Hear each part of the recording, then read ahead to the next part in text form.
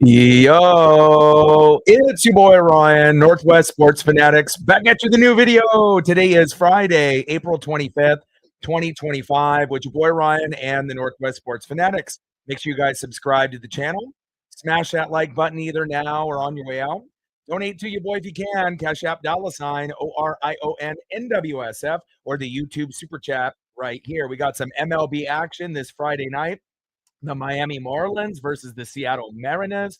First pitch is going to be here in roughly 5 minutes. So let's cue up the music, take a look at the thumb, and let's get into the starting lineups. And a big shout out to my best friend, Justin. He's there with his dad right now, about 20 rows back in section 120. I'm going to give him some good Soto mojo, and hopefully he'll be able to get a foul ball or a hot dog from heaven today. Or maybe if he's lucky, he'll get both. Let's get into the lineups. Happy Friday, everyone.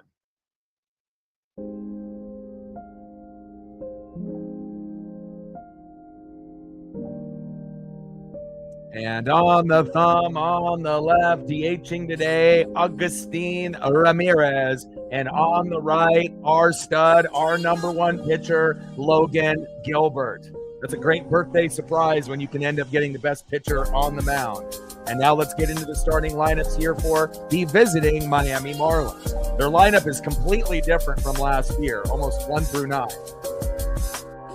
Leading off for the Marlins at shortstop, Xavier Edwards. Batting second, playing center field, Jesus Sanchez. Batting third, playing left field, Eric Wagaman.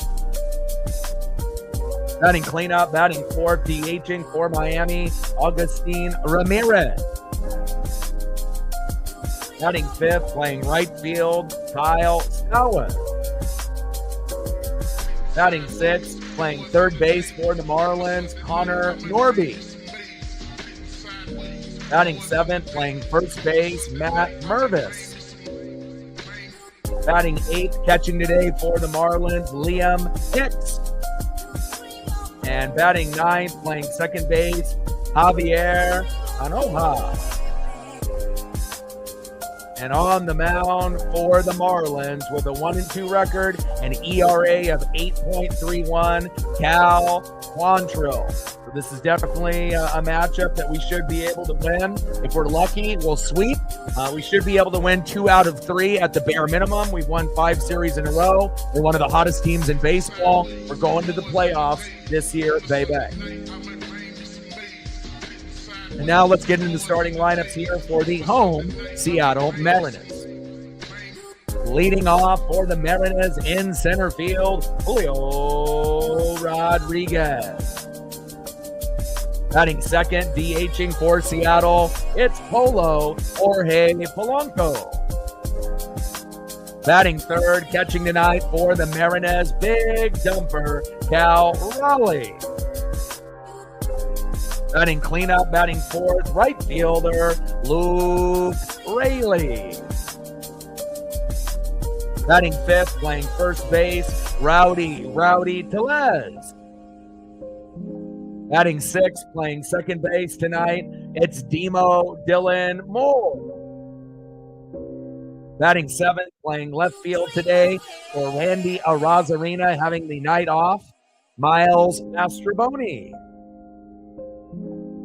Batting eighth, and you know who it is, our third base stud, Ben Williamson. And batting ninth, our guy who's been hot as of late, J.P. Crawford.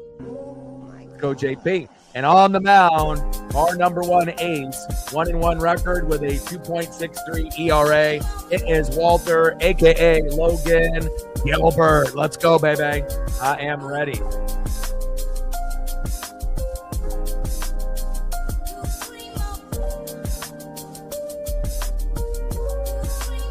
We'll be shooting for 20 likes within the first hour, 30 to 50 overall, and obviously 100 in the donos on every single stream.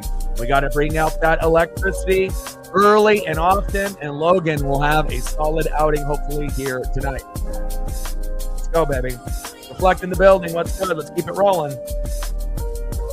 And obviously, the NFL draft is going on right now as well. Obviously, with rounds 2, 3, and 4.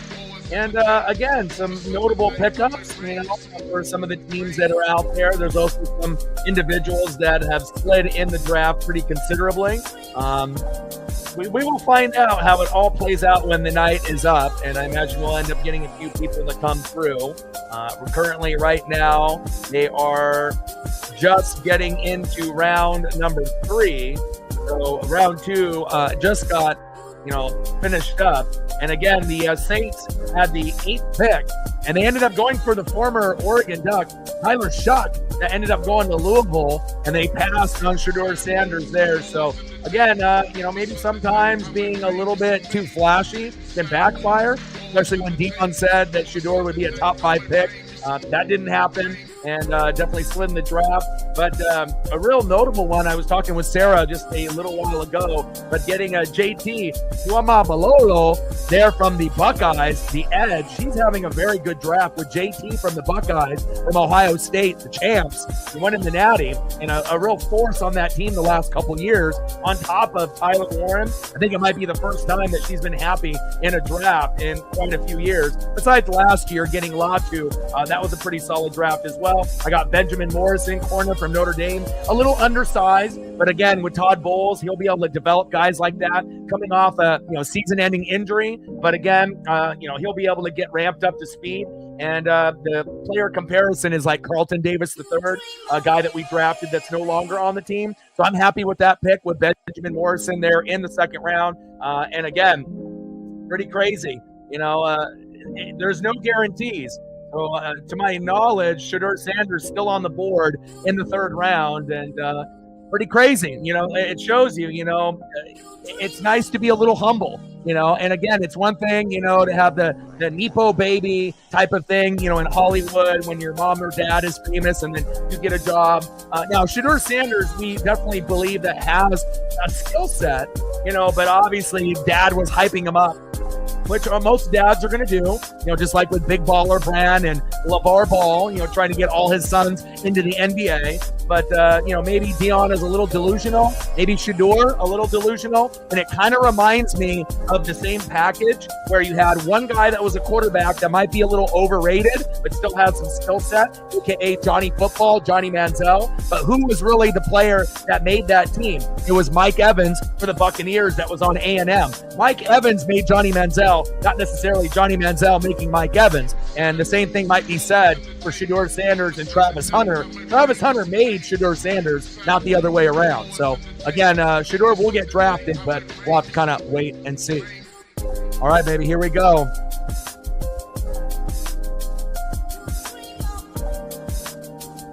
First pitch there, outside, 1-0 count. Let's go, baby. Let me get everything situated with all my screens here.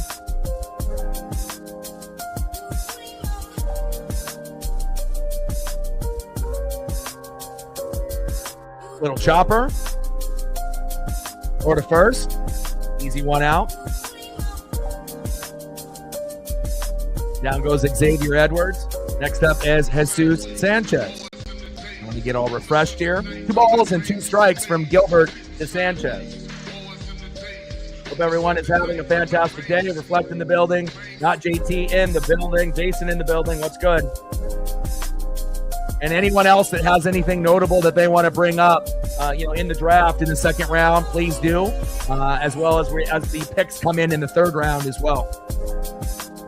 Top of the 1st with 1 out, Logan Gilbert on the mound, and my best friend Justin is there with his dad for his birthday celebration weekend. They're going to be there today as the pitch is outside, 3 balls and 2 strikes.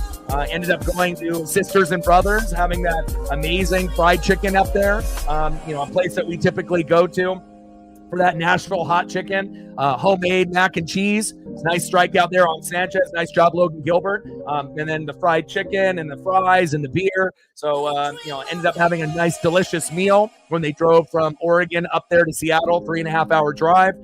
Went and had some stadium food. They have a little Mariner. It's kind of like a sea captain's hat that they have for a giveaway, and then like a Mariner Moose plush, a Maurice plush for tomorrow. and they're going to stay in a hotel tonight, and then they'll be coming back Sunday. So he's got really good seats, too. I usually tell him where to sit to have the best chance to get a foul ball. It's usually sections 119 to 121 off first base, about 15 to 20 rows back. He sent me a photo, I believe section 120, about the 20th row. So he will have a chance to get a foul ball, I hope. There'll be a few close to him, and then hot dogs from heaven hopefully will go his way as well. Let's go, baby. Xavier Edwards goes down with a little dribbler. Jesus Sanchez strikes out with Logan Gilbert, and we like seeing that. Next up, Eric Wagaman. 1 ball and 1 strike from Gilbert to Wagaman. Let's go, Logan. Captain in the building. What's good? And I decided to turn down the volume slightly. I used to have it at 50 with the music. I have it at 40 now. I think this is a little bit better, so that way it's not too overbearing. I felt like, at 45 and 50, it was a little loud. That's in play. And a ground rule double. Wagaman. Okay. Wasn't expecting that. We want to make sure we limit the damage. Nice job there by Eric. Next up is going to be DHing in the cleanup spot, Agustin Ramirez.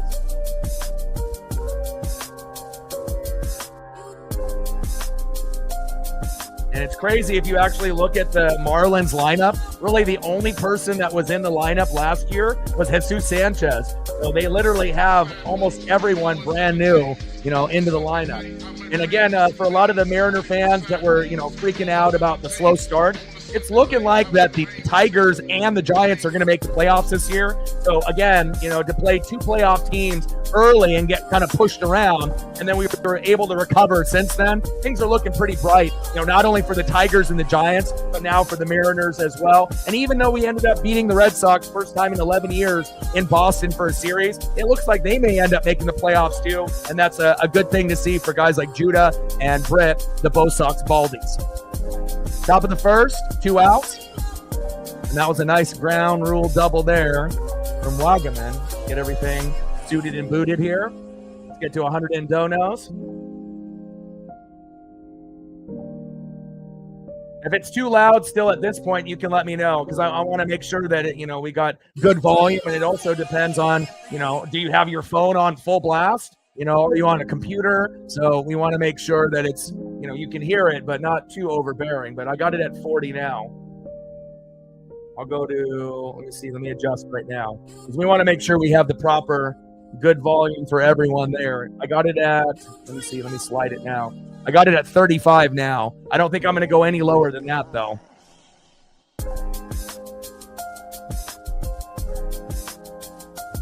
But let me know if that's a little bit better than what it was.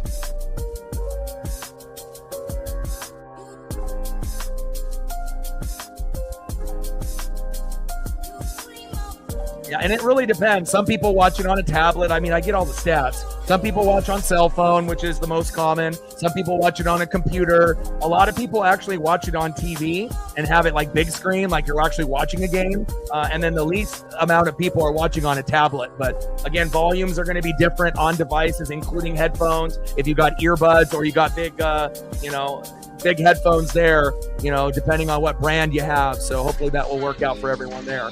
And the Mariners get out of the top of the first inning. I like that. All right, baby, here we go.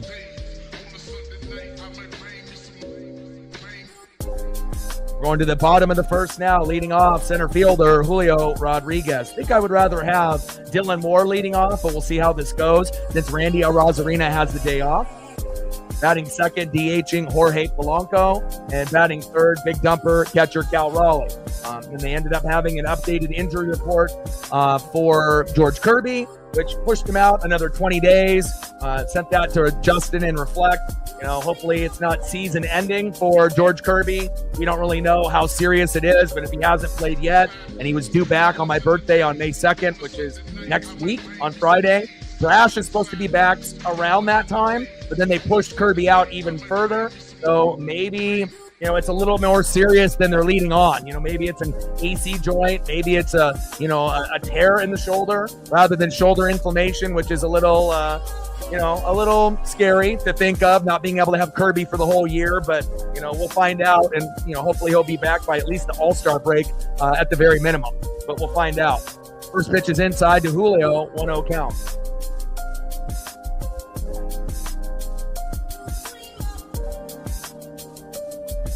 How's the volume for everyone for the music in the background? I got it down to 35. And usually I'll have it, somewhere between 40 and 50. But if this is preferred and is a little bit better, then,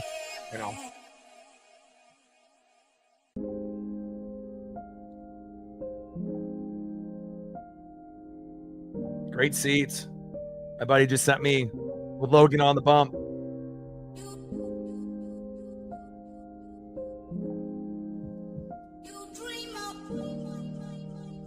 Julio goes down.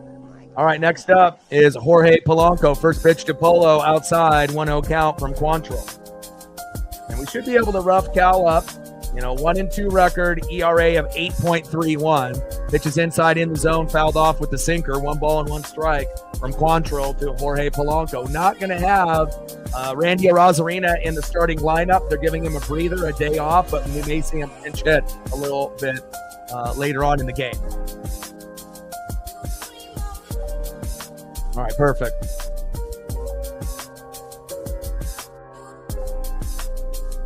And then again, if it ends up being a little low, people can always turn up the volume a little higher on their device as well. Cutter in there in the strike zone, fouled off. 1 ball and 2 strikes from Quantrill to Polo. Let's go, baby. 1 ball and 2 strikes. 1-2 pitch.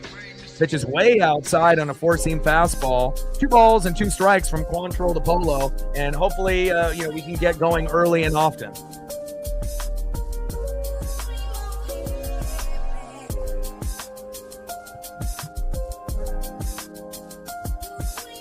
And Polo strikes out swinging. That's unfortunate. 2 away. Next up is big dumper Cal Raleigh, and he's going to get a homer in this series here at home with the torpedo bat.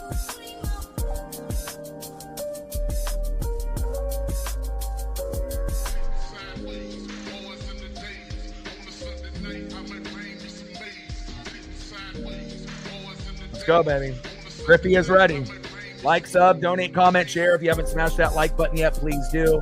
Someone can keep track, of where we're at the likes and the donos throughout the stream. It'd be appreciated. First pitch is in there. Strike looking in a 4-seam fastball. 0-1 count from Quantrill to Raleigh. Finished the show You, the serial killer show on Netflix, the 5th and final season. Binged the hell out of those 10 episodes late last night and early this morning. Highly recommend if you have been keeping up with that particular show. It's definitely must-see TV. It's good. Kind of gives you a Dexter vibe in that show if you haven't seen it before. And down goes Cal. That's unfortunate. All right, end of the first inning. We're still knotted up here at 0. Let's see who's up next here for the Marlins. Next up for the Marlins in the 4-hole, DHing Agustin Ramirez. Batting second in the 5-hole, right fielder Kyle Stowers. And batting in the 6-hole, third baseman Connor Norby. Let's go Mariners.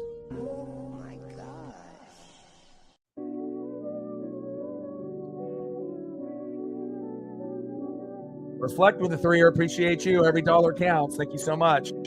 Stacks with the little racks and a Cactus Jack. Bang, bang. We're at 3. 97 to go. 11 likes to 20. Thank you, Captain. Appreciate you.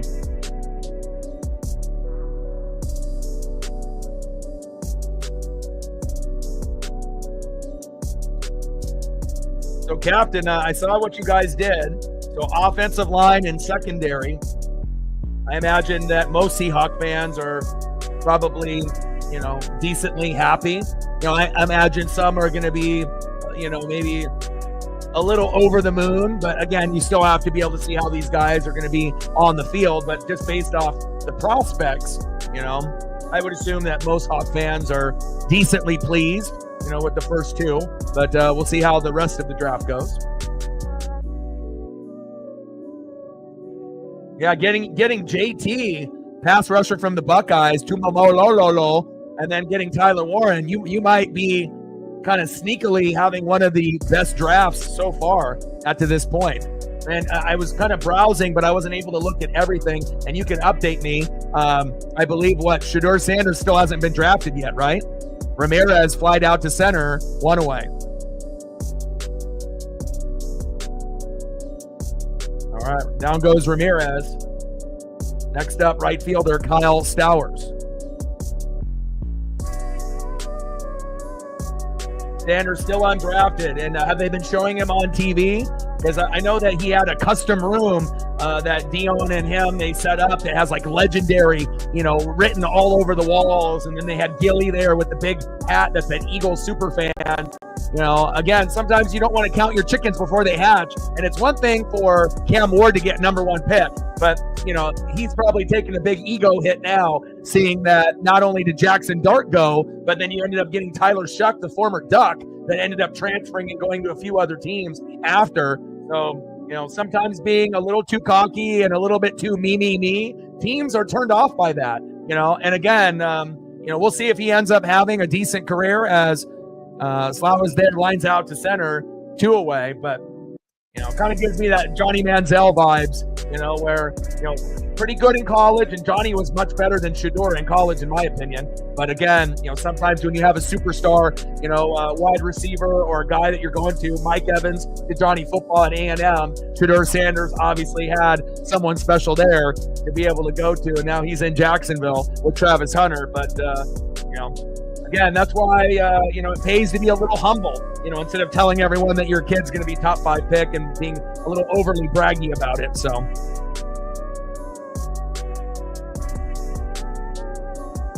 Norby in the box, 1-1 count there, 1 ball and 1 strike, 4-seam fastball inside, and then the second pitch is a slider swinging outside, 1-1 count. 1-1 pitch coming in, takes a strike looking, 1 ball and 2 strikes from Gilbert to Norby.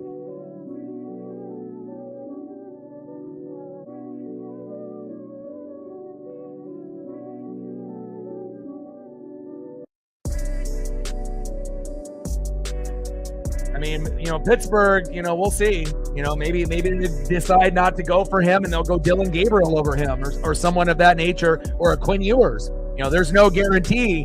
If you keep sliding in the draft for particular reasons, most guys slide because of injuries, but again, attitude does matter. And Norby strikes out swinging. There we go. Nice job by Logan Gilbert. Nice job, Walter, bringing that intensity. There we go, Logan. Let's go to the bottom of the second inning, see who's up next for the Mariners. And let me know if there's anything you want to see photo-wise reflect. I gotcha. Next up, right fielder in the 4-hole today. Randy Arozarena has the day off. Luke Raley. Batting second, first baseman, Rowdy Tellez. And batting third, second baseman, it's Demo Dylan Moore. Jacob in the building, what's good? Jerry in the building, what's good?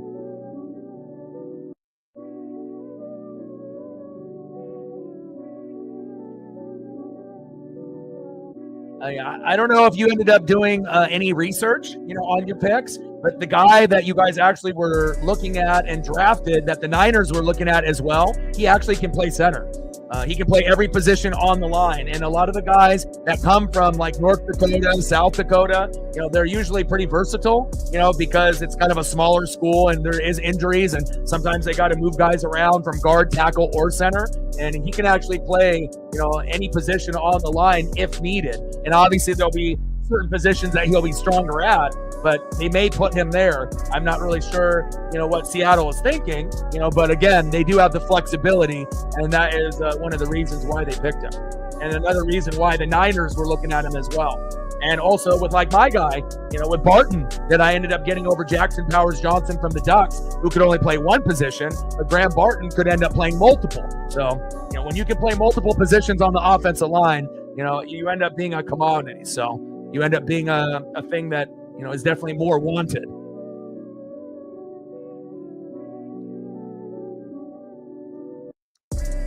Last couple years, drafts have been much, much better for you. Takes a strike swinging for Luke Raley, 0-1 count. Alistair Black is back. Nice. There was a rumor when me and Odin were talking this morning that Alexa Bliss is going to be the new leader of the Wyatt Six, and then they might add Black to the group, which would be cool.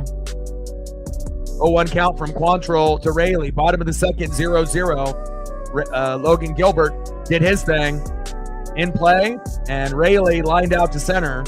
1 away. Next up, first baseman, Rowdy Tellez.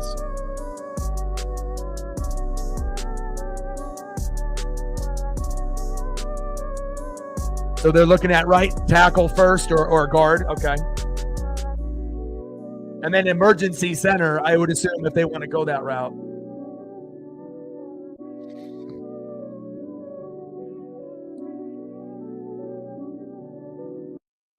First pitch is way outside from Quantrill to Tellez, 1-0 count.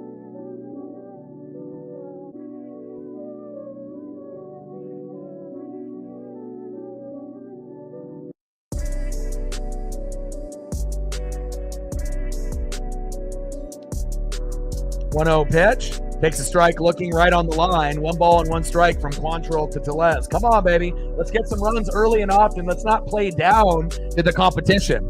In play. And Tellez lined out to left. 2 away. Next up is Dylan Moore. Because if we play down to the competition, you know, you never know with a team like Miami, they could end up getting hot in like 1 inning, and that could be the end of us. So I'm hoping that, you know, it's a little bit different of a mindset. Obviously, coming back home, we're not playing the Red Sox. It could be a playoff team this year. And I imagine some of these guys are going to be a little ho-hum, you know, kind of just going through the motions. But we have to act like we're playing the Red Sox, you know, and if we don't, you know, we might end up, you know, slipping, you know, and maybe only winning 1 game this series if the bats don't come alive. I think the pitching will be pretty good. We got La Piedra, Luis Castillo on the mound tomorrow. But again, if we go through the motions and they have 1 good inning, I don't want to lose this game like 3-1. And there we go. Demo, back. See ya. And he heard the message. He's like, O-Dog says, I need to get going. He says, we need to get on the board now. O-Dog says, don't wait. There we go, baby. Thank you for listening. Demo got my text message. 1-0 Mariners. Nice job. Demo has been fucking fantastic for us this year. Attaboy. Thank you for listening to my message. Here we go. Here we go, baby. Judah in the building. What's good? Next up is Miles Mastroboni. Let's go, baby.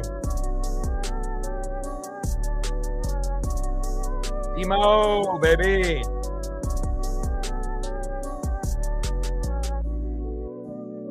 Takes a strike looking. 0-1 count to Miles Mastroboni.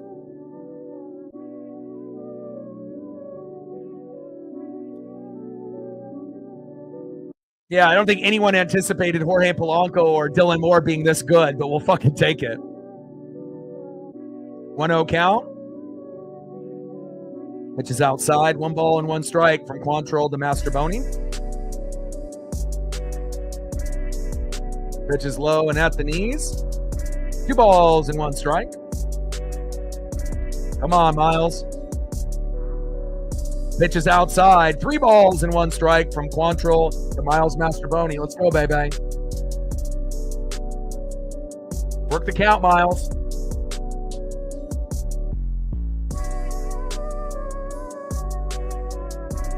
Any other big surprises in the draft and guys that slid in the draft and whatnot? Or guys that haven't been picked yet that maybe, you know, we're thinking that they would have gotten picked? Takes a strike looking right down the pipe there. Quantrill to Mastroboni. Count now is full. 3 balls and 2 strikes. And I want my best friend Justin and his dad to have a great time there. And he just sent me the home run photo there of Demo. Let's go. 4-seam fastball fouled off right down the pipe. Count still 3 balls and 2 strikes. Count is full from Quantrill to Mastroboni. Let's go, baby. Trident's up.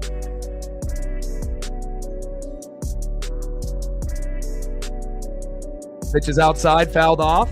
Count still remains full. 3 balls and 2 strikes. And again, if we play Mariner baseball, we should be able to sweep this team. But again, you don't want to be too greedy. You just want to say 2 out of 3. But again, if you win the first 2, then obviously you can start talking about the brooms. But this is a team that we probably should sweep or at least win 2. You know, if we only win 1 or none, it's a huge disappointment. But it's not like the Marlins are the worst team in baseball. You know, they do have 11 wins. They're not the Rockies.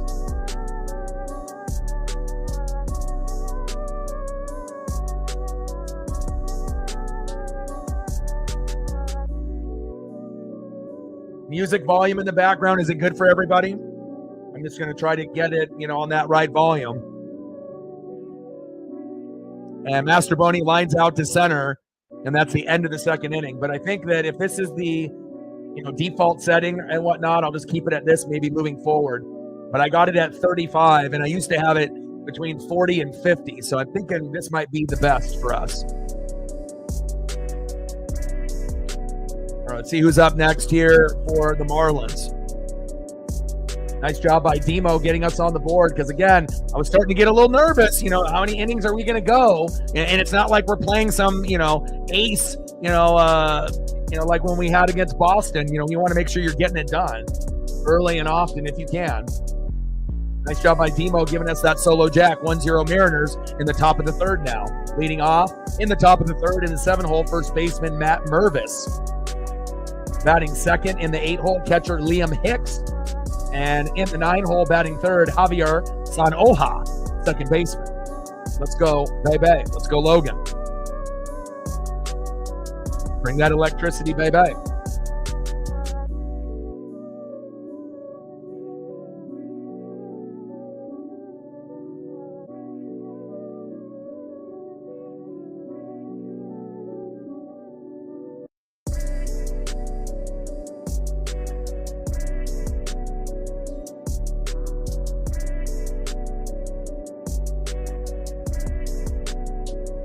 Baby. All right, where are we at now? If you haven't smashed that like button yet, please do. All right, we just got a few more. Thank you so much. We only need 5 more now to get to 20 to get to the algorithm. We're at 15, 5 more to go to get to 20. Good start. All right, Gilbert on the bump, Mervis in the box. Let's go, baby. Let's go, Logan. Wheel and deal. Logan on the mound. Matt Mervis in the box.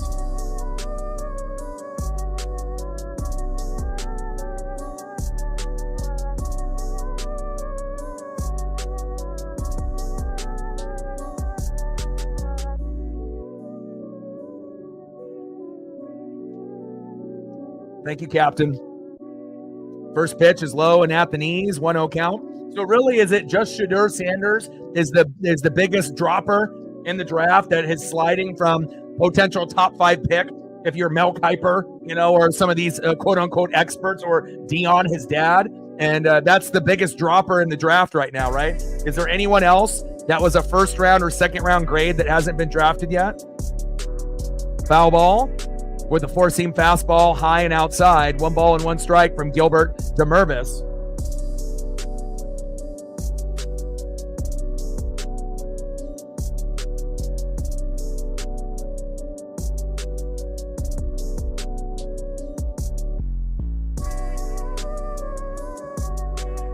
Pitch is low and outside from Gilbert to Mervis. 2 balls and 1 strike from Gilbert to Mervis. 1-0 Mariners with a solo dinger from Dylan Moore.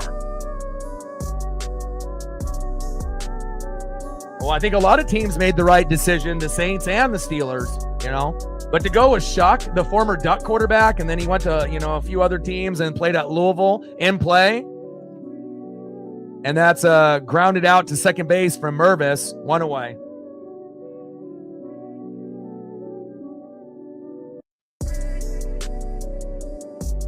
Next up for the Marlins, catcher Liam Hicks. Let's go, baby.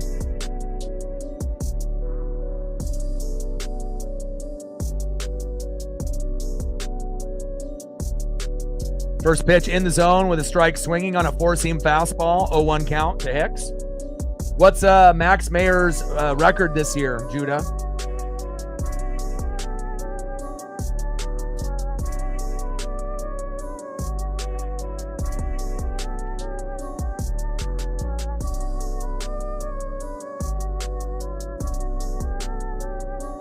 Top of the third, 1-0 Mariners. This game is flying by pretty fast. But again, we have to make sure we take advantage, and I assume that the home runs will be plentiful in this series. We should be able to get quite a few. At least 1 or 2 every game. And if we're lucky, maybe 3 or 4 in one game. In play, Hicks grounded out to first, 2 away.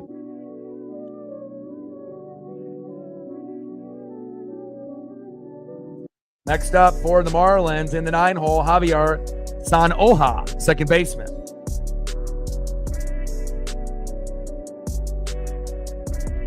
Yeah, sad story about the Oregon Ducks player getting drafted. Telling his mom that he got drafted to the Steelers and then his mom died. Harmon. Pretty rough. When you end up having that type of situation, and tough thing. To be able to go through that.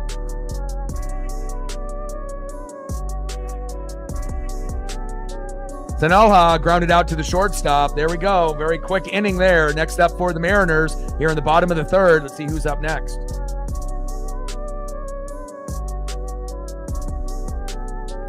Next up in the 8-hole, third baseman, Ben Williamson.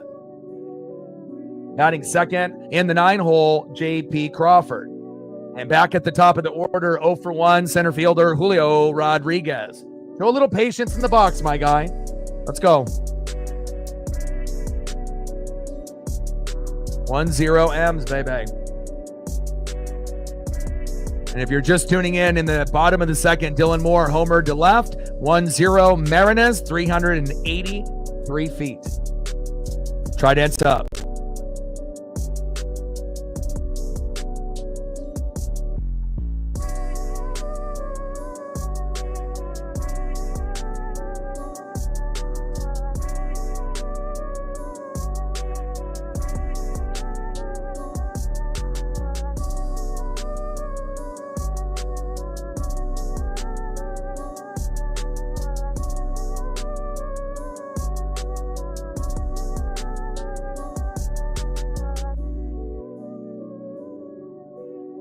We got to get some good mojo here.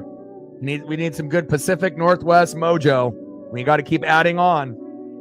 You the man. Appreciate you.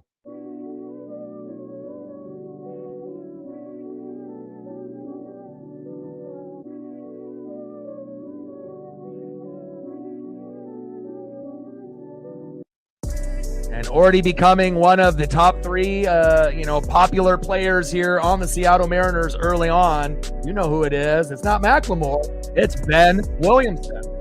He's been great defensively. Best defensive third baseman since we've had Eugenio Suarez. May not have the power like Gino, but again, he can get singles and doubles. He's a very smart hitter, got a good high baseball IQ. And again, one of the better prospects that we've seen come up, from the farm with the other 10 guys that we have that are in the top 100. In play on a 1-0 pitch, and that's flied out to right. And I would assume that Williamson will get at least a hit tonight, hopefully 2. But that one doesn't go in his way or his favor. 1 away. Next up is shortstop J.P. Crawford, a guy that has been hot as of late. Bottom of the third, 1-0 Mariners. Let's go.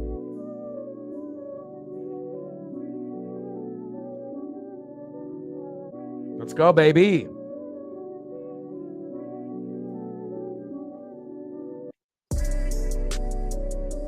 Let's go, JP. Work the count, baby. Drop a bunt down. We're playing with house money.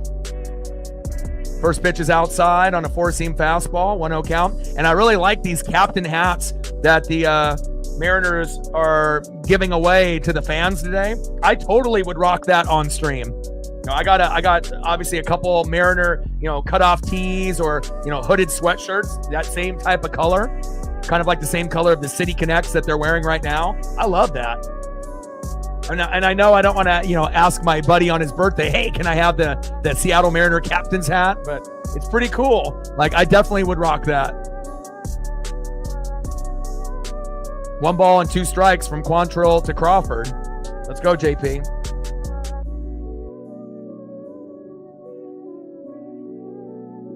Yes, sir.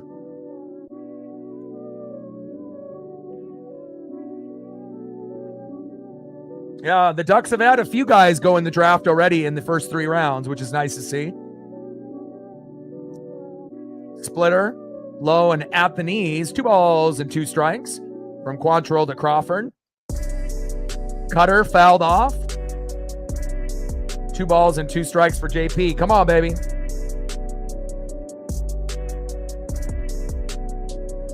I think on the 4th of July when me and Justin go, they're going to have trucker hats, but they're probably not going to look as cool as this captain's hat, that they are giving away as a giveaway today.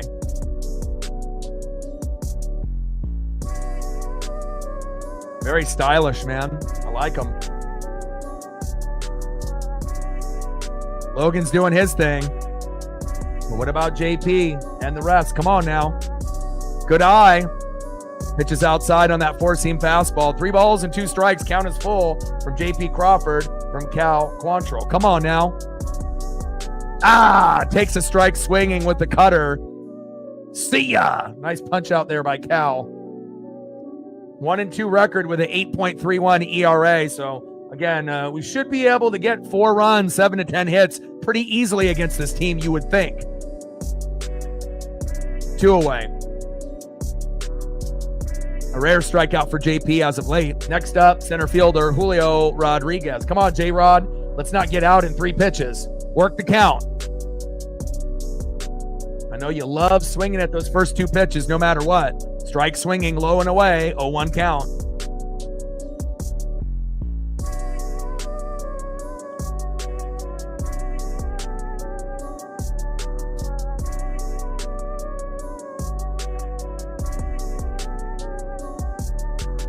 And we're 50 subs away from 20,800.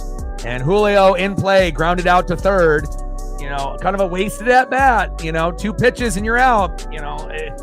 It's like a broken record, Again, it's like, will he ever learn, that you don't have to swing at the first 2 pitches? Pitchers know how to pitch you. They know you inside and out, but I guess he doesn't care. Down goes Julio. End of the 3rd inning. 1-0 Mariners. Thank God for Demo so far. And we might be missing Randy in this game more than we know. This game is flying by. Let's go to the top of the 4th inning and see who's up next here for the Marlins. Next up for the Marlins, we're back at the top of the order. Shortstop 0 for 1, Xavier Edwards.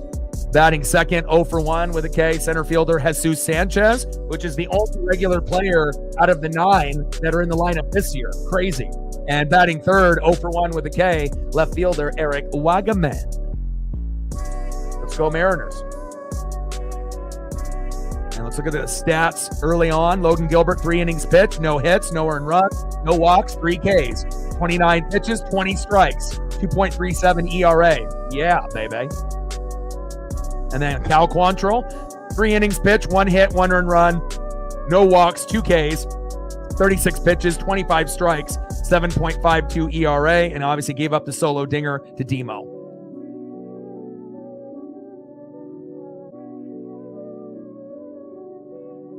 Let's go, Logan. Let's get it done, baby. Top of the 4th, 1-0 Mariners.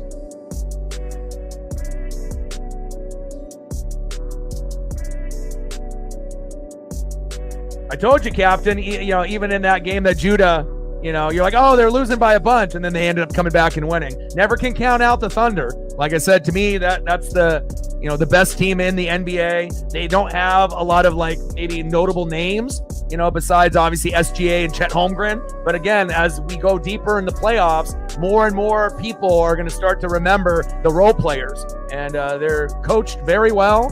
I still think we're going to get Thunder and Celtics in the finals. And again, it could end up going 7 games. It could go 6 games. Both teams, would have a chance to win, especially if Boston's hitting the 3. That would be the only reason that they would win. If they shoot a high percentage, 40% or higher from 3, the whole series, the Celtics are going to win. But if they don't, OKC should be able to get it in 6 or 7. Edwards with a single there to first. Nice job by Xavier. Next up is Jesus Sanchez. And never count out the Thunder, because any team that can play defense and rebound, Again, even when they're end up being down by 15 or 20 points, they're not a team that just rolls over and dies and gives up. And you could say the same thing for the Celtics as well on that side. Same thing with the Cavs. They're built that same kind of way. First pitch is outside. And we got Lawrence in the game. What happened to Logan Gilbert here?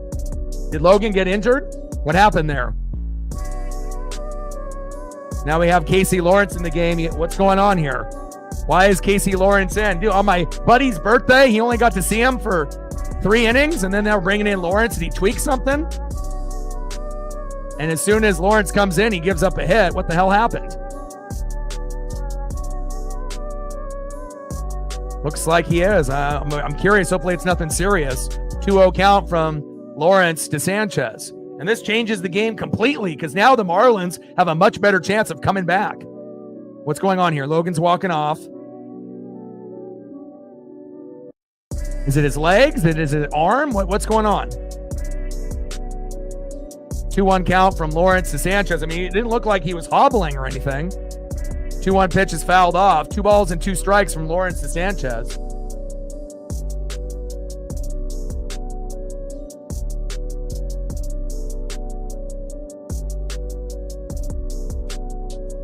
My buddy at the game, what do you think? Shoulder, arm reflect? Is that what they were saying on the broadcast? I mean, I'm listening to it right now too, but I have it on a lower volume, so.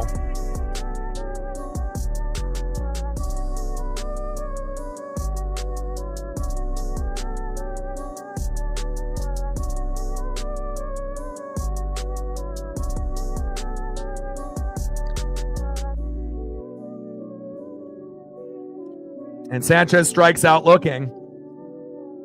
1 away. Next up, left fielder Eric Wagaman.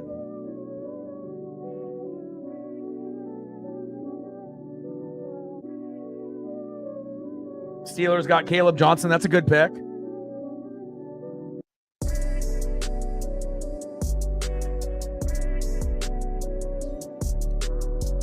Lawrence to Wagaman takes a strike looking there. And again, this is, going to be completely different now. I mean, we were hoping, even though the game was going by pretty quickly, but you wanted to have, Logan go 6 innings and at the very least 5, but bats haven't really been heating up, and hopefully with our pen, we're going to be okay. And we already got George Kirby potentially out for who knows until how long. They pushed it out from May 2nd to May, 20th or 22nd. So we may see George Kirby at the, All-Star break.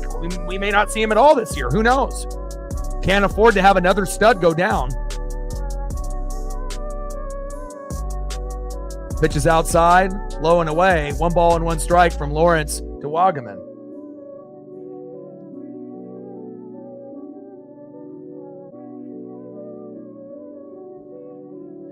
What do you think, Reflect? Do you think it was precautionary? Sweeper fouled off right down the middle.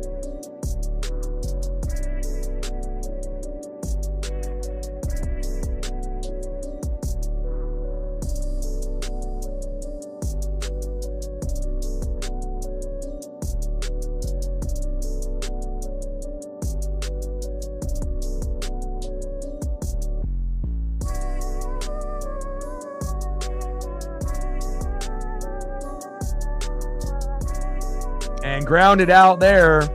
We'll take that. Man, I don't like seeing Logan Gilbert going out like that. It could have been, I guess, much, much worse, something like season ending. You don't want anything like that. But, very rare to have one of your best pitcher go out, and you didn't really see necessarily anything really mechanically. But maybe something with that shoulder or arm didn't feel right. Didn't really look like it was his legs, but I imagine we're going to get more updates here. But he knows his body better than anyone. So, you don't want to force it and push it, and go another extra inning or 2 and then make it worse. So let's go to the bottom of the 4th inning with the Mariners with a 1-0 lead with Demo with the solo jack in the 2nd. Let's see who's up now for Seattle. Next up for the Mariners, 0 for 1 with a K, DHing Jorge Palanco. Let's go Polo. Let's get a home run, baby. Batting second, big dumper, 0 for 1 catcher Cal Raleigh. Struggled in the Boston series. Would not be shocked if he homers, either today, tomorrow, or on Sunday. And batting third, 0 for 1 right fielder Luke Raley. Let's go Mariners.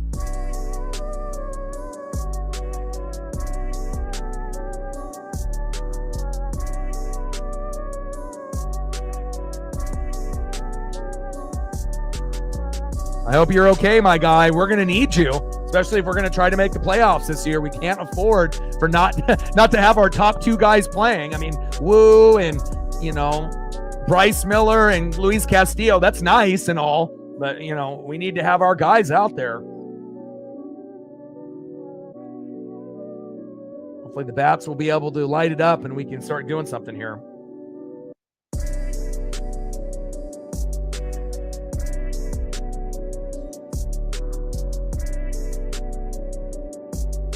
I mean, I guess it could have been worse, for my, best friend Justin and his dad. I guess, he could have went out in the first inning and then he wouldn't have been able to see him at all. So at least he was able to see him for 4 innings. And, sometimes when a pitcher gets roughed up, they go out in the 4th or 5th. In play and lined out to center, 1 away. Polo very aggressive early on with Julio. Let's be a little bit more patient, my guy. Next up, big dumper catcher Cal Raleigh. Hopefully Cal will be able to get on base and maybe get that torpedo bat going. Pitch is on the line, fouled off. 0-1 count from Quantrill to big dumper Cal Raleigh. Bottom of the 4th, 1-0 Seattle with 1 out. Dylan Moore with a solo jack to left field to give us the 1-0 lead.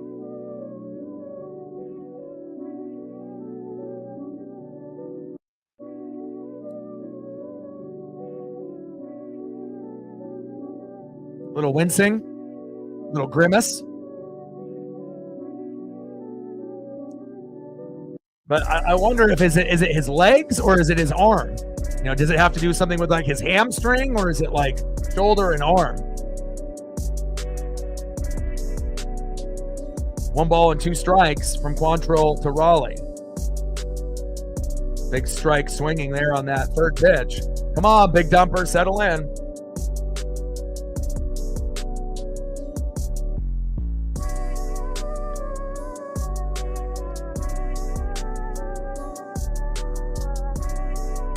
Four-seam fastball, high and out of the zone.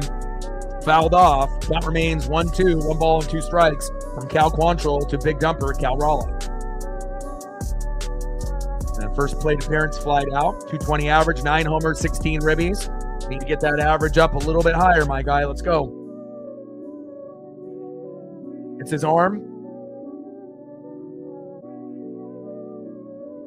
In play and flied out to center.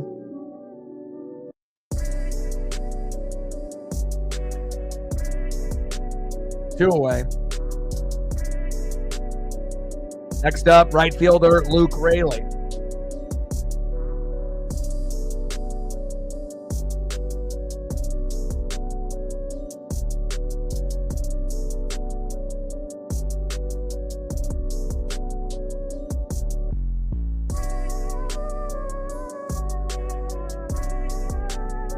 First pitch is outside with the cutter, 1-0 count. Quantrill to Luke Raley. We're at 3:97 to go. We're a few likes away from 20. If you haven't smashed that like button yet, please do. Takes a strike swinging. 1 ball and 1 strike from Quantrill to Luke Raley. 1-1 pitch. Fouled off in the zone with the curve. 1 ball and 2 strikes to Luke Raley. Let's go. I mean, we need nukes, baby.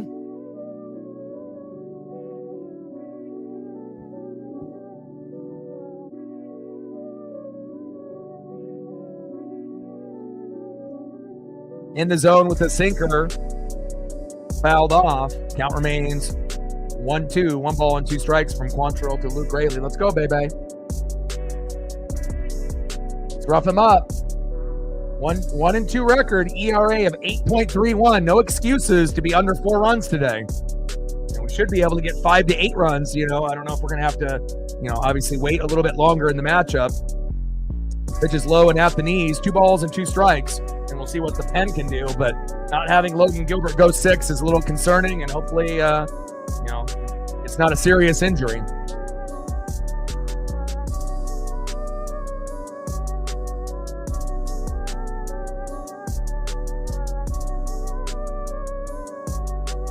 Yeah, they're smart, man. They know exactly what to do. And I know the Buccaneers, were high, on Jahad Campbell at some point in the draft. They would have liked to get him at the, kind of towards the end of the first or in top of the second and whatnot. But it sounds like, and nothing is going to be fully verified unless you're in the locker room. And that is a strike swinging, and down goes Luke Raley. But it sounds like, based on the insiders and whatnot, through Tampa, that this might be Mike Evans' last year, and then he's going to retire. So not only with Mike Evans potentially retiring, Godwin coming off an injury, you got Jalen McMillan, but you need to be able to look for the future for Baker Mayfield. So yes, we could have ended up going for linebacker or corner, we could have went, D-line, but they wanted to make sure that they ended up getting someone that they could pair up with McMillan, because at some point, Godwin and Evans are both going to be gone. So that makes a little bit more sense for the people that were like, why did you take Emeka Egbuka? You could have, went somewhere else, like Jahad or whatnot, but now, that kind of makes sense. You want to make sure that, you're taking care of your future and not, leaving a nice piece on the board for someone else. So end of the 4th inning, 1-0 Mariners.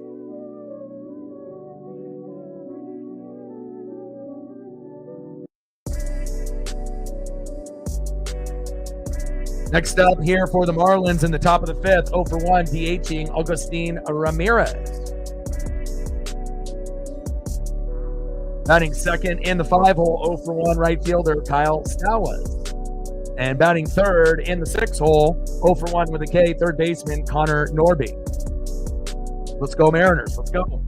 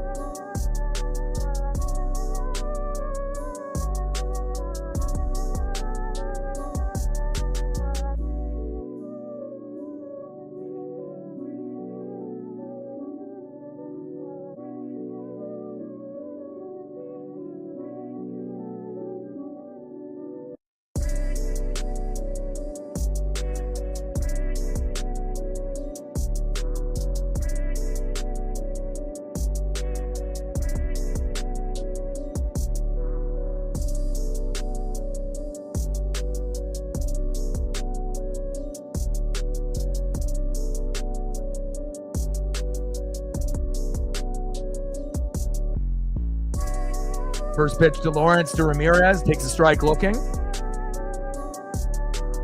Pitch is in play. Ramirez popped out to second. 1 away. Down goes Agustin. Next up, with 1 away, right fielder Kyle Stowers.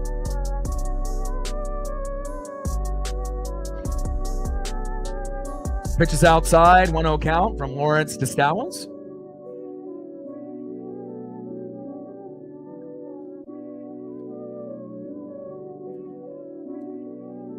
One-0 pitch outside with the changeup. 2-0 count.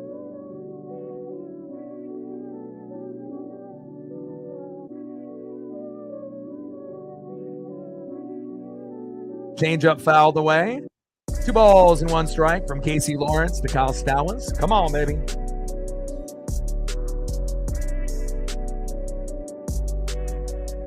Game is flying by. Already in the 5th inning. We haven't even cracked an hour yet. 2 balls and 1 strike from Casey Lawrence to Stowers. And Logan Gilbert ended up exiting the game a little early. I would assume something with his arm or shoulder, but hopefully it's nothing too serious.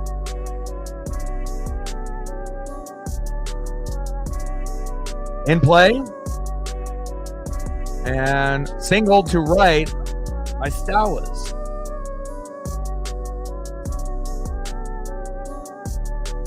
Next up, third baseman Connor Norby. First pitch right down the middle to Norby from Lawrence. 0-1 count. Nice sinker there.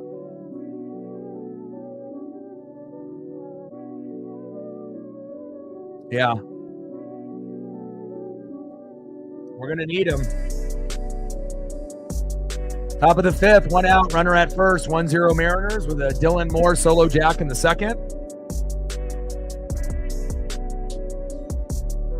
And hopefully we'll get some more updates on Logan Gilbert and his arm/shoulder as the night goes along.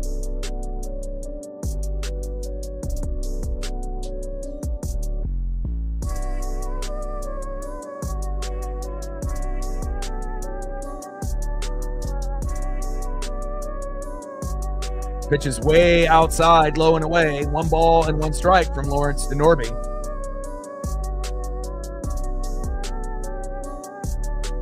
You got it, my guy. Defense wins championships, baby. Strike swinging with the sweeper outside. 1 ball and 2 strikes from Lawrence to Norby. Matt in the building. What's good, brother?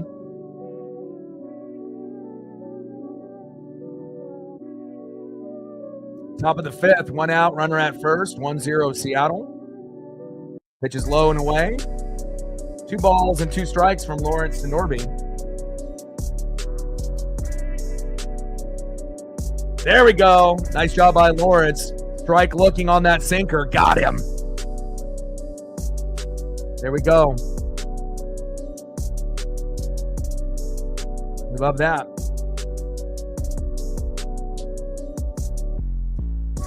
Two away. Next up for the Marlins, 0 for 1, first baseman Matt Mervis.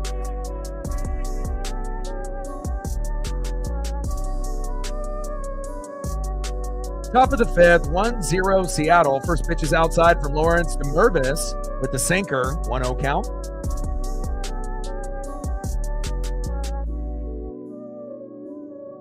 1-0 pitch. Wow, way outside, like 10 feet off the plate with that changeup. 2-0 count from Lawrence to Mervis. And obviously this is a huge downgrade from going from Logan Gilbert to Casey Lawrence in the game. But hopefully we can keep this 1-0 lead and we can add to it.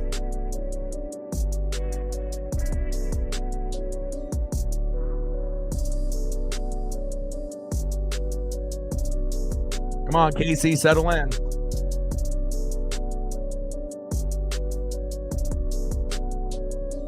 Pitch is outside on the corner. 3-0 count from Lawrence to Mervis. Don't walk him. Come on, Casey.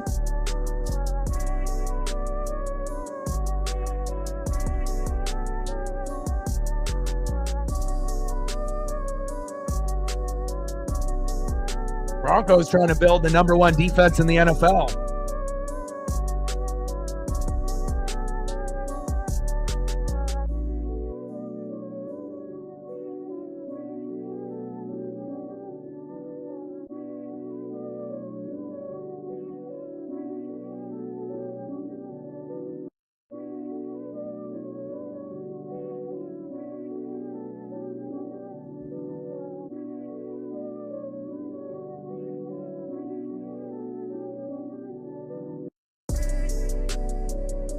Yeah, but you're not going to be able to get just Duck players because you're a Duck fan.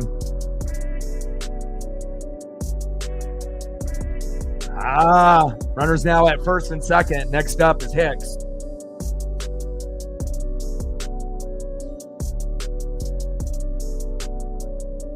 Like, just because, Bo Nix is there doesn't mean that they're going to draft Tez. I mean, sometimes it works out that way, but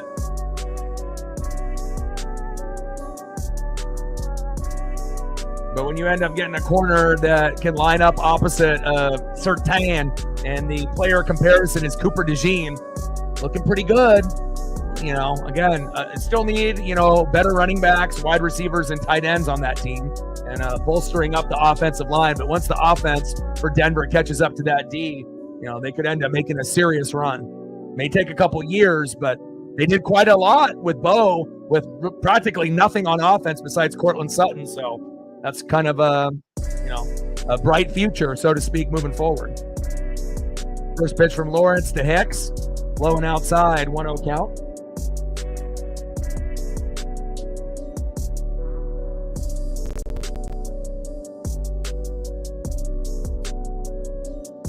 I mean, and let's be honest, for a lot of these guys that go on a lot of our favorite teams, some of these guys, you don't even know who they are, or very minimal besides just what you have read up into the point of right before the draft or during the draft or watching a little highlight package. But, to act like everybody knows every single player, in the draft and they've been following them their whole career, sometimes you just got to be able to wait and see.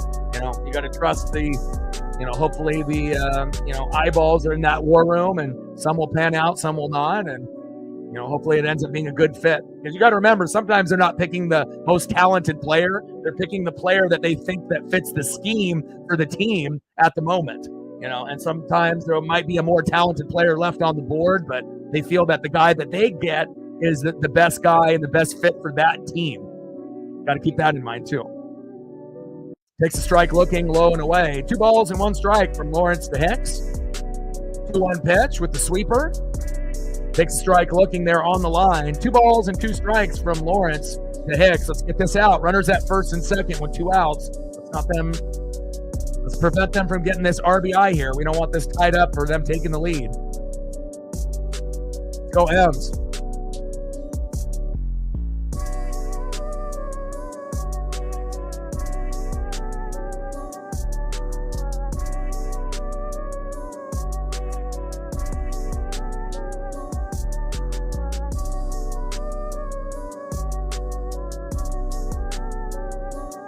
Come on, Ems.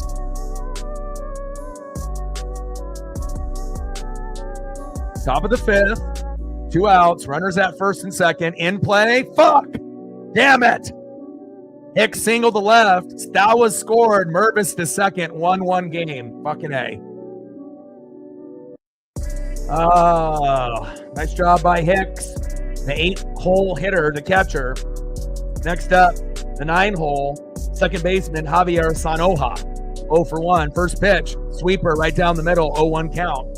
Can't let them take the lead, and the bats need to start hurrying up and getting hot. We can't lose 2 out of 3 to the Marlins, especially winning like 5 straight series and winning 2 out of 3 in Boston and winning the series the first time in Boston in 11 years.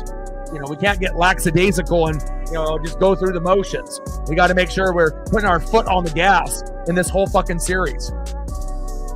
Ball low and away. 1 ball and 1 strike from Lawrence to Sanoja.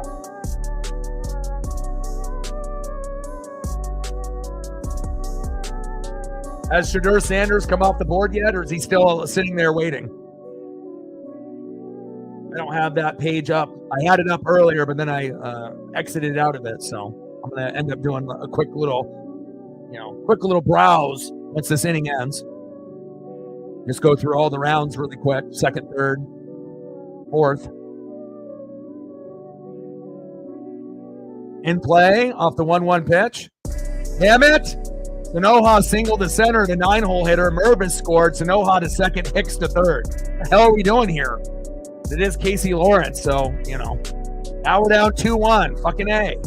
Terrible. I want my best friend to have a good birthday. Come on now.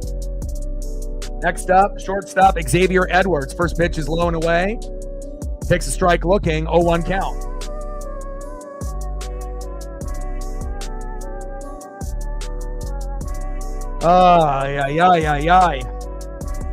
It's still early, and the bats are going to heat up, again, you would assume.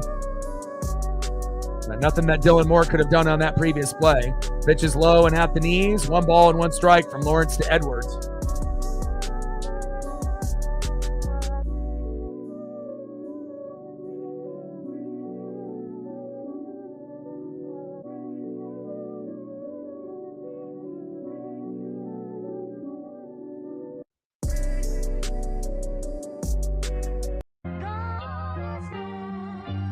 Sinker right down the middle, takes a strike looking. 1 ball and 2 strikes. Get him out, Casey. This is ridiculous. You're giving up fucking hits and RBIs to guys at the bottom of the order. Come on. And it's not like Casey Lawrence is a starter. He had to come in early and pitch extended innings as Gilbert went down with a shoulder arm injury, which is terrible. 2 balls and 2 strikes from Lawrence to Edwards. Get out of this inning. Come on.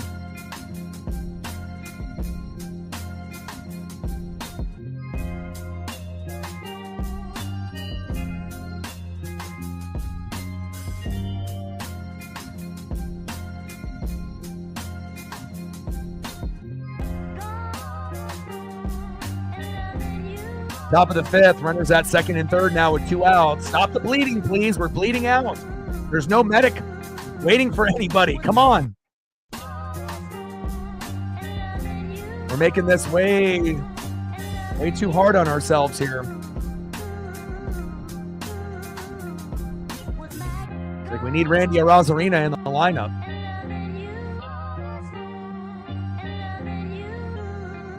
Top of the 5th, 2 outs, runners at 2nd and 3rd, 2-1, Marlins lead. 2 balls, 2 strikes, 2 outs, 2 guys on. Let's get out of this. In play? Fuck. Edwards single to left. Hicks scored. Sanoja scored. Edwards the second. 4-1 Marlins. Pull him. Fuck. Terrible. Jesus Christ. Next up is Jesus Sanchez. First pitch sweeper. 10 feet off the plate. 1-0 count. Pull him. Hell is Casey doing? You suck.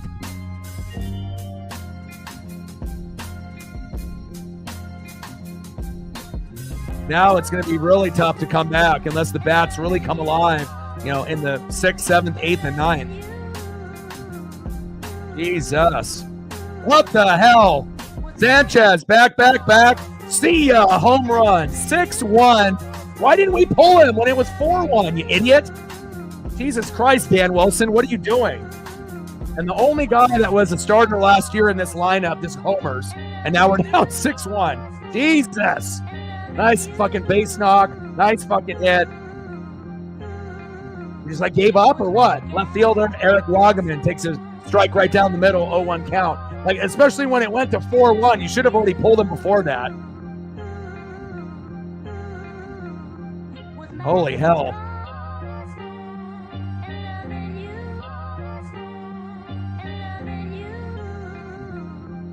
Dan Wilson, dumb dog. 1 ball and 2 strikes from Lawrence to Wagaman.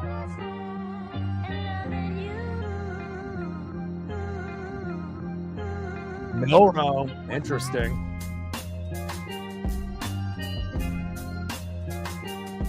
One ball and 2 strikes from Lawrence to Wagaman. I mean, the game was 1-0, and then all of a sudden, 2-1, 4-1, 6-1.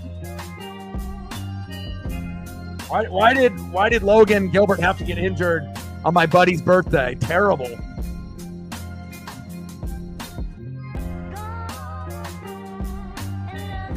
Still no Shedeur Sanders. He's seeing every fucking quarterback. I mean, I wonder if Dylan Gabriel will get selected before him. And then we finally get out of the inning. Wagaman strikes out, but fucking now we're down 5 runs. Well, we got Castillo on the mound tomorrow, so it won't be empty. They'll still show up. We need to get revenge. We need to win the last 2 games to win the series now, unless we have a miracle comeback. Chief at the building. And like I told you, Chief, if you end up being a little bit, too selfish and too arrogant, and too cocky, people don't want to draft you. And, you're seeing all of these quarterbacks. And again, are some of these quarterbacks that are taken, are they, maybe not as good as Shedeur to some people, but again, attitude counts for something. And if you have a shit attitude, people are going to stay away, just like, when you end up getting guys like Dez Bryant and, certain wide receivers at the end of their careers, if they talk shit their whole career and at the very end, they want to keep playing, but no team wants them, it's because of your fucking attitude. They know you're a good player, but if your attitude stinks, people are going to stay away. So.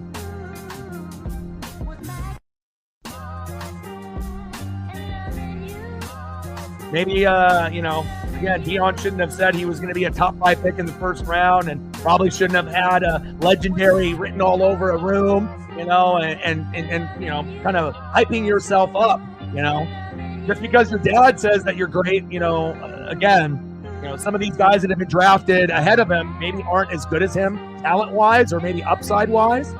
But we'll see if maybe Dylan Gabriel gets selected before him if he hasn't already.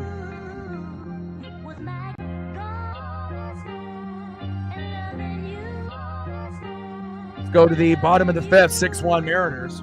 Let me take a quick browse real quick. Next up is Rowdy Tellez.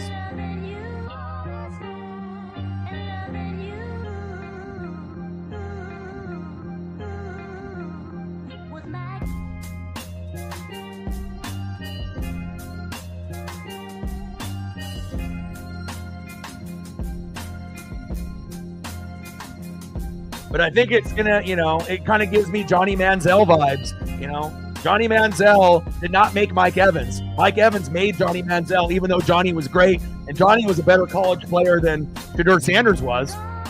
Travis Hunter made him look really fucking good. And I think a lot of GMs and coaches, know that as well. 2 balls and 1 strike to Rowdy Tellez.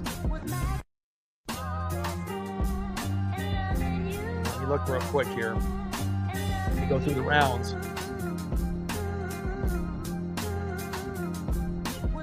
Like Shuck, the former Oregon quarterback going to the Saints. That's interesting. I like the JT pick from Sarah. That's pretty notable. T. Ferg going to the Rams. Sean McVay will get the most out of him. Will Johnson going to Michigan. Going to the Cardinals. Ended up getting Benjamin Morrison, corner from Notre Dame. A little undersized, but he'll be like a Carlton Davis III.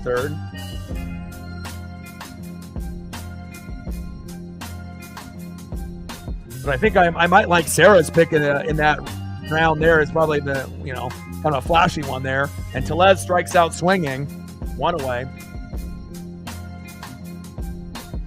We need the bats to start to wake up. We might need Randy to pinch hit sooner than later. Next up is Dylan Moore.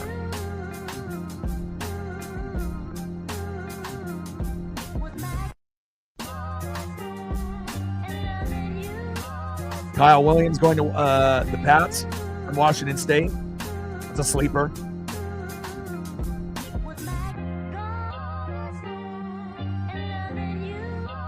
Birch going to the Cardinals.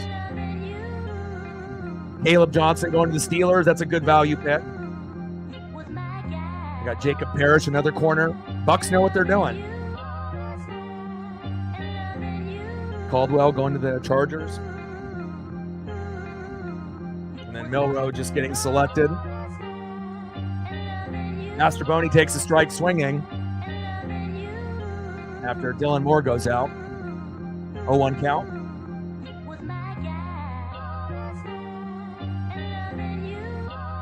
Milroe is interesting, though, because, like I said, I think me and Reflect feel, kind of the same. Milroe kind of reminds me of AR as well. A guy, that might have some of the physical attributes, but maybe completion percentage, and actually completing the passes, not really the greatest. So we'll see if that actually ends up being a pick that, can be utilized or not, right? And then you already have 3 quarterbacks in the room, so now you have 4. So obviously, trying to get rid of Howell. Locke is better than Howell. So now you got, Sam Darnold starting, and then Drew Lock as the backup. Sam Howell, got to get rid of him. And then now you have Milroe. So you got too many quarterbacks on the staff. Someone's got to go. And I would assume Howell will be the one that is exiting. That's way too many.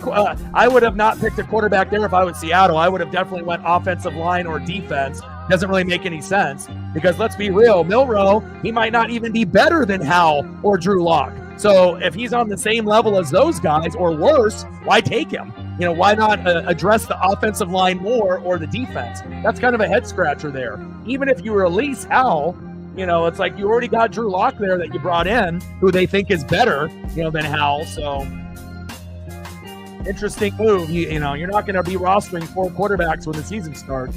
So head scratcher. But it's crazy to see all these quarterbacks. I wonder if Dylan Gabriel and Quinn Ewers are going to get selected, and then Shedeur Sanders will be like the 8th or 9th quarterback taken. So, Just because your dad is Deion Sanders does not guarantee you're going to be a top 5 pick. End of the 5th inning, 6-1 Marlins. Yeah, even 3 quarterbacks is too much. You want to have 2. That way you have more roster space, for the offensive line, the defense, the secondary, linebackers.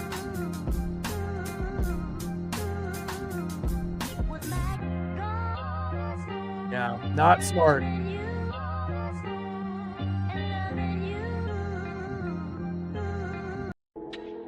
But again, that's, some organizations, have, certain individuals in a war room, that know what they're doing every single time or most of the time. Like if you're looking at Howie Roseman or like Licht on my team, and again, every once in a while, there might be something that slips through the cracks. But like out of my 22 starters, I think, we've drafted like 19 and we only have 3 guys that we brought in. So, again, compared to a lot of other teams that bring in a lot of free agents and half their team are free agents and half they draft. So if you can draft guys and you hit, you're going to be a better team, not only short term, but long term. 1 ball and 2 strikes from Lawrence to Ramirez. Why is Lawrence still in the fucking game? Someone explain to me why Lawrence is still in. Like we just totally just gave up this game. My buddy's there with his dad for the birthday and they just said, fuck it. Incredible. What are they doing? And Ramirez doubled the left. He already got roughed up there, and then you still don't take him out? I'm confused. Are the Mariners and the Seahawks in cahoots today? Just doing weird, questionable, dumb things together? What the fuck is going on here? Jesus Christ. I want my best friend to have a good birthday, not a shitty one.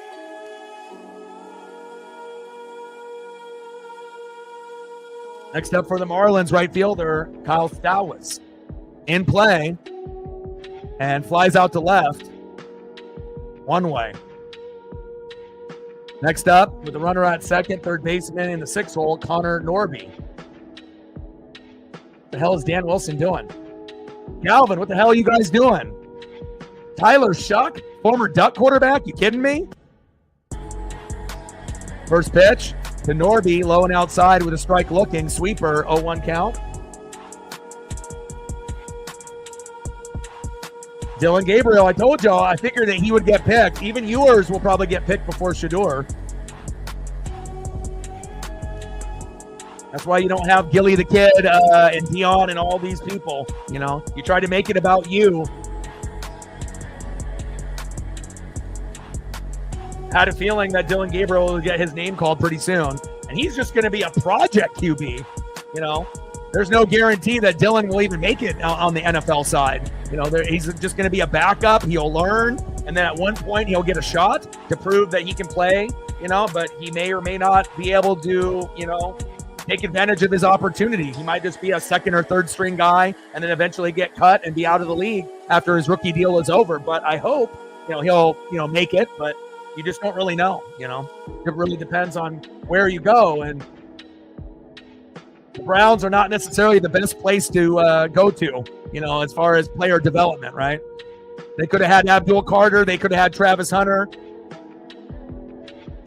They still ended up getting the best D tackle in the draft, but, you definitely passed on 2 guys that might end up being Pro Bowl, All-Pro, Hall of Fame guys. Not to say the guy that they, traded back, with the Jags won't. He might be like a good player, but the other 2 that they passed on might be like great elite players.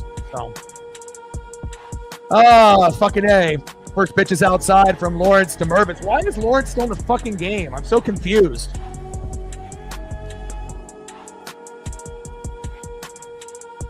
Second pitch, low and away. Behind the count now 0-2 from Lawrence to Mervis. We definitely need a dub tomorrow and on Sunday.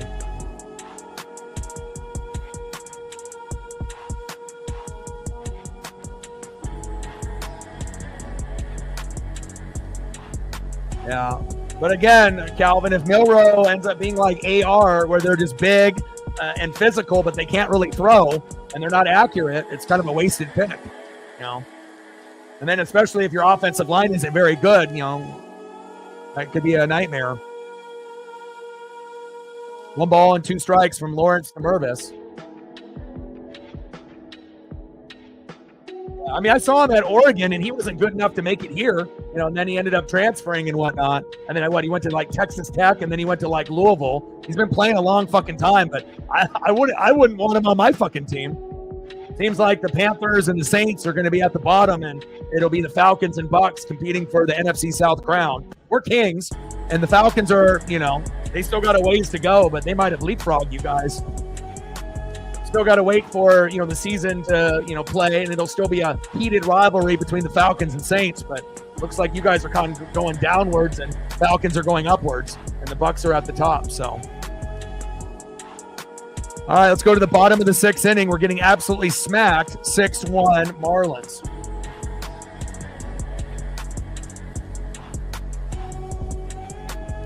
Nah, I know you're mad right now, but you're not going to be – Panthers aren't going to be better than the Saints, even though the Panthers are getting better slightly.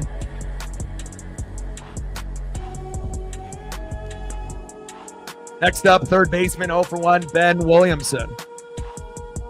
Batting second, 0 for 1 with a K, shortstop J.P. Crawford.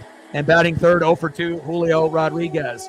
Please, Mariners. Okay, so the strategy now in the 6th, 7th, 8th, and 9th, we need to get one run here to make it 6-2, right? And then we need to try to get 2, 2, and 2. Like, that's how we'll have to try to do it. Get it to 6-2, and then we're going to need to go 2, 2, 2, or, something of that nature, or 2, 2, 1. Something like that, but we're going to have to try to get, unless we have one of those monster innings like they had, where we get 3 to 4 runs in an inning, which is possible, especially if they start walking a couple of our guys, or we get a couple guys hit, or we bunt and get some. It's not over yet. It looks terrible right now. But again, depending on who their bullpen is, we could manufacture a comeback, but realistically, it doesn't look too good right now. But there's still a chance we could get to like 4 to 5 runs-ish, but we're going to have to get those bats going.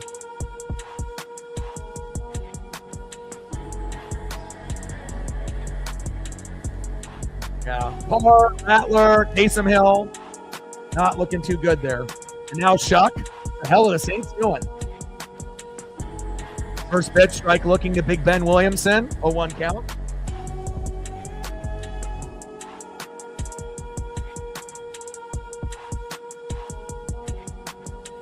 Go, Ben.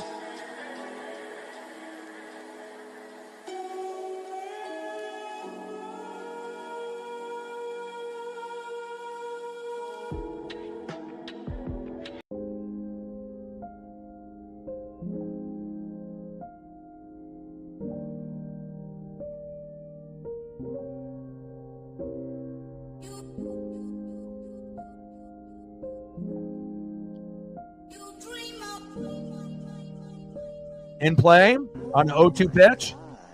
There we go. Big Ben Williamson getting us a hit. Someone's got to stay positive. We got to be able to get a rally.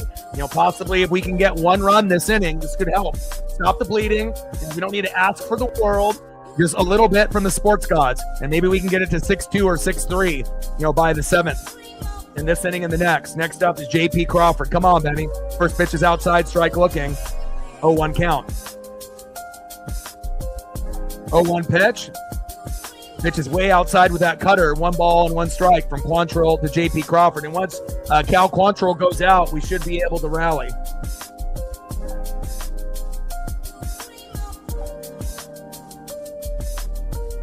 Ain't that the truth, bro? You know what I'm saying? Like, look at what the Eagles do, with Bama and Georgia players. But they get the most out of those guys. Half the roster is fucking Bama, half the roster is Georgia. And it's not just when Saban was there, so, I feel like, for me, I feel like Howie Roseman and Jason Licht are the 2 best GMs in right now, that are coaching. Like, look at the track record of the players. And, a few years back, there was a few mistakes, where the Eagles could have had like Jay Jetta and they could have had like an A.J. Brown, and they ended up going for, other receivers and other guys that they could have had. They could have had this like monster super team, instead of going for like a D-Jax clone. And sometimes that happens. But in the last couple years, they haven't really missed that often. And they're hitting it out of the park the last couple years. And it wouldn't shock me if the Eagles go back-to-back, especially with what they have on their roster, and their draft ain't over yet. In play for J.P. Crawford. There we go. Back-to-back singles, baby. What'd I tell you? Here we go. Here we go. He's getting tired, and he's in the sixth. Single for Big Ben. Single for JP. Now we got Julio. Don't be stupid. Runners at first and second with no outs. I'm telling y'all, we can still come back.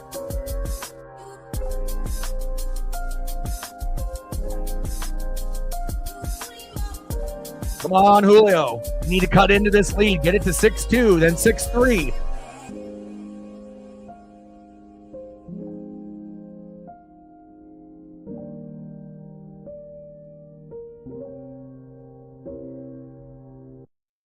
Yeah, well, I wouldn't have picked Milroe either. I know Shuck is terrible. Milroe's terrible. I wouldn't have picked either one. Julio in play and lined out. Can we actually get Julio to get past one pitch before getting out? Holy hell. What a liability. Can't even trust you. Next up is Jorge Palanco. Come on, Polo. Time for a 3-run jack or an RBI. Just imagine if Julio could actually work the count, and, he would actually help us win instead of getting out in the first 2 or 3 pitches.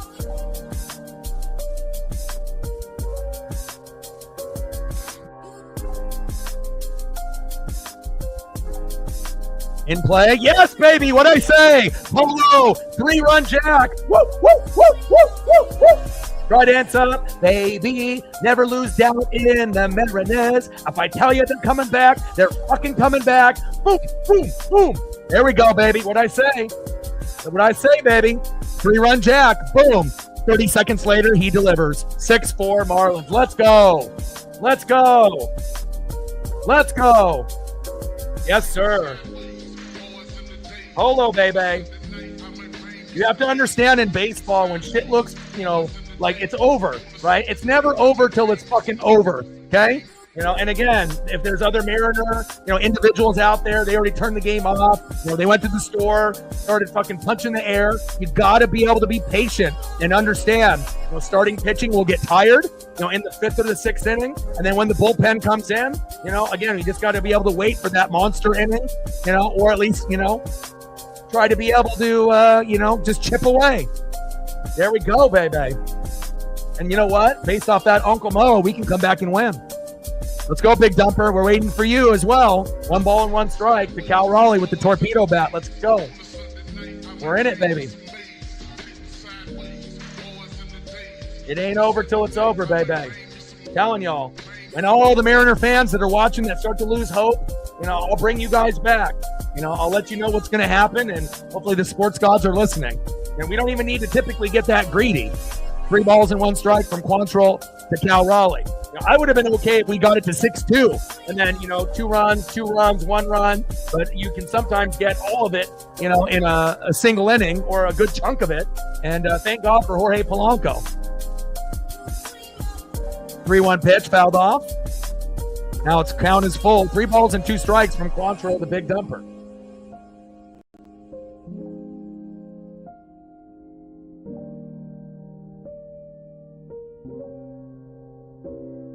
Milroe does not have a high ceiling. No. I mean, if you're talking about a high ceiling, a guy that can't throw, just because you got a big physical body doesn't mean you're going to be good. Seahawks have 4 quarterbacks on the roster. That was dumb. Let's go, Cal. My ESP is strong. Let's go. I mean, it's like I feel people they just do it based on watching the draft as Cal strikes out. Go back, you have to actually watch the games. You actually, this was one of the years after Saban left where he wasn't very good. He lost a lot of games for that team. And then you're going to trust him, and you don't even have an offensive line, and you're not even that good of a quarterback to begin with. How's that going to work?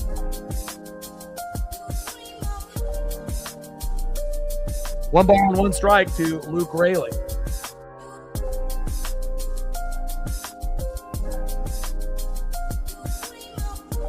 Go Luke. Bottom of the 6th, 6-4 Marlins. My best friend is at the game with his dad, celebrating his birthday today. I don't want him to go out with an L. I want him to get this dub here today. And they're going to be at the game tomorrow with Castillo as well. 1-1 pitch. Pitch is low and at the knees. 2 balls and 1 strike. Let's go, baby.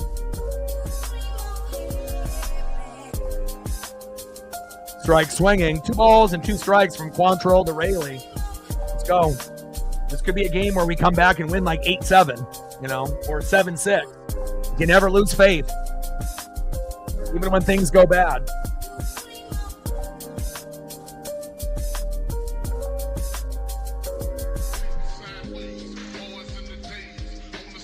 You'll have more, you'll enjoy football a lot more, Captain. Trajectory for, that team compared to the other, is they're going in 2 different directions.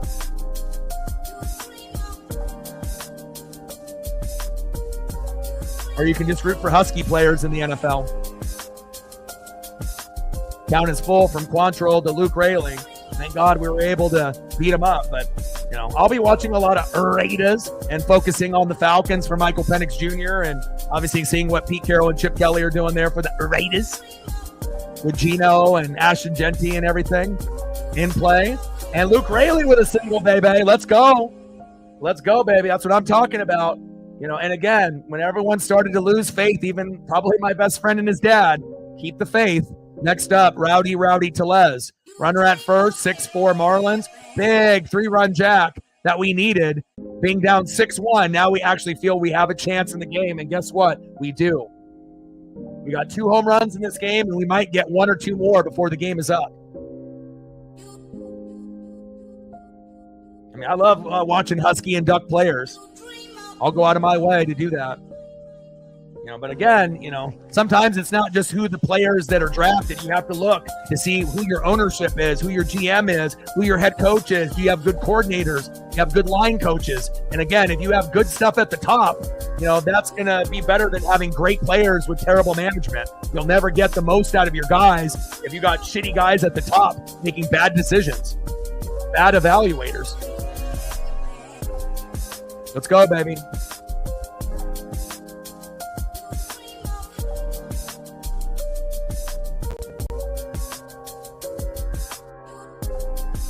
That doesn't mean shit, Josh. You thinking Jalen Milroe, just because he had a higher completion percentage than Lamar or Josh Allen, that he's going to be Lamar or Josh Allen? Fuck out of here.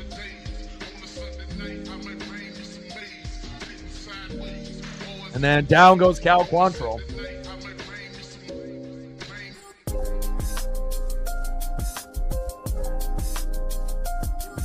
And especially with a team that has the second worst offensive line, why the hell would you draft a quarterback when you already have 3 on the roster with Sam Darnold, Drew Lock, and Sam Howell? That's not smart.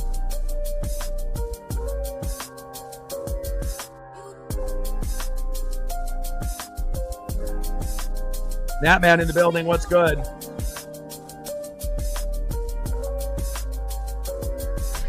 Talladega, baby, this weekend. I still haven't decided if I'm going to do the Talladega stream or do the Mariners. I guess I'll wait till Sunday to, decide. And it also depends if we come back and win this and what we do tomorrow. That would have been much more smarter to keep going O-line, and then defense. You don't need to worry about running back or wide receiver or, obviously you need a tight end at some point. But again, it'd be much smarter to go O-line and defense, to keep building up those, areas.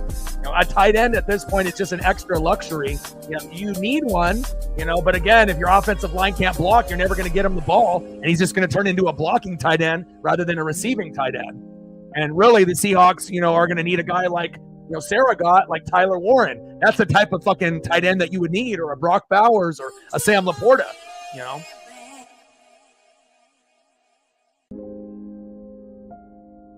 End of the 6th inning, 6-4 Marlins. We're coming back, baby. I love it. Next up, catcher Liam Hicks. 1 for 2 with a run and an RBI. Batting second, 1 for 2 with a run and an RBI, Javier Sanoja. And then back at the top of the order, 2 for 3 with a run.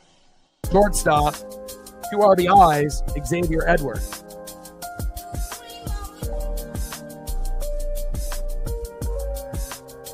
And now we have Tinoco out there.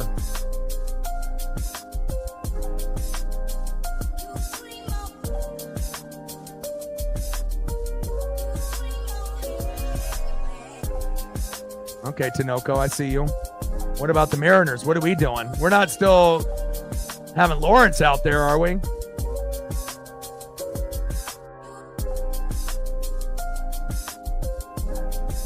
Three innings pitched, 7 hits, 4 Ks. Not good. Come on, Casey Lawrence. Like, sub, donate, comment, share. If you haven't smashed that like button yet, please do. Where are we at on the likes right now? We're over 20. We got to be. And we're still quite a ways away from the dono train. Where are we at? 3? 97 to go. We got a long ways to go.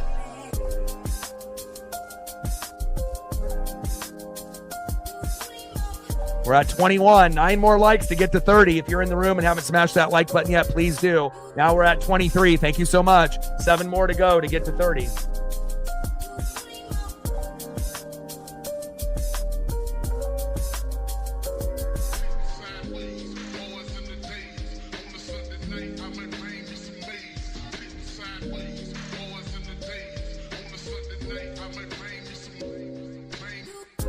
And they still have Lawrence out there. What are we doing?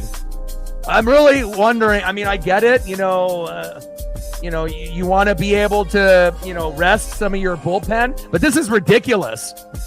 You had Logan Gilbert pitch a couple innings, and now you're having Lawrence pitch like 3-4 innings after that. Like, what about all the other guys in the pen? Like, really? It's not like he's been good, and then you're stretching it out. Like, he's been terrible. 2 balls and 1 strike. From Lawrence to Hicks. What the hell are we doing here?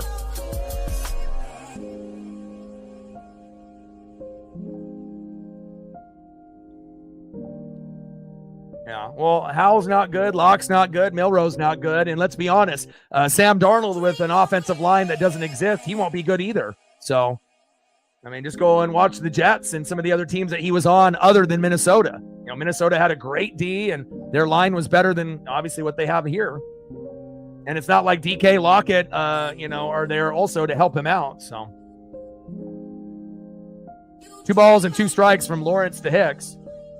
Yeah, I'm just, I feel bad for anyone that's a Seahawk fan. I'm just going to be real. I'm glad I'm not, that's the only team that I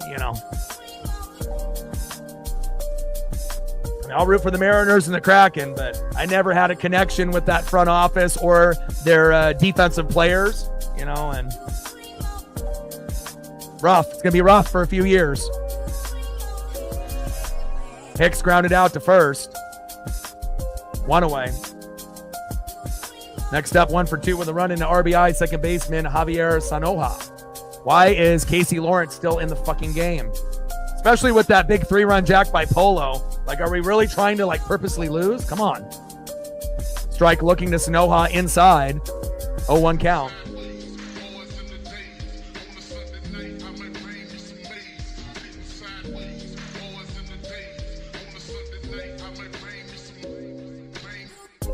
Rams in San Francisco did. No surprise there. They got good front office people there with McVay and Shanahan and Lynch.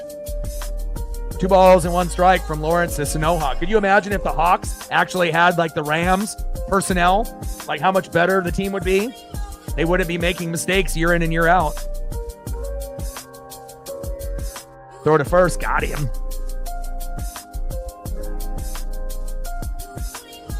Top of the 7th, 1 out. Marlins 6, Mariners 4.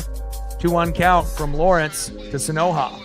Takes a strike looking in the zone. 2 balls and 2 strikes from Casey Lawrence to Javier Sanoja.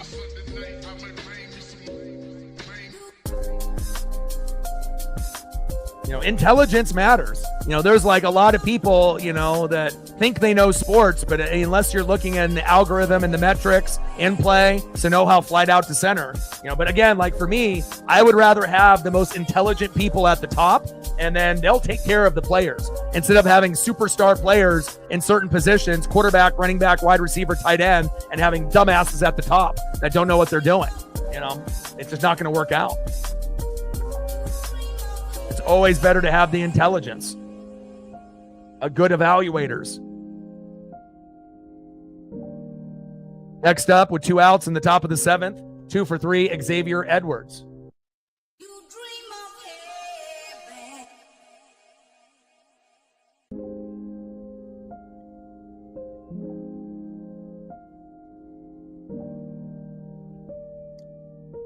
We don't need to have the chat get dumber. Josh needs to do some research.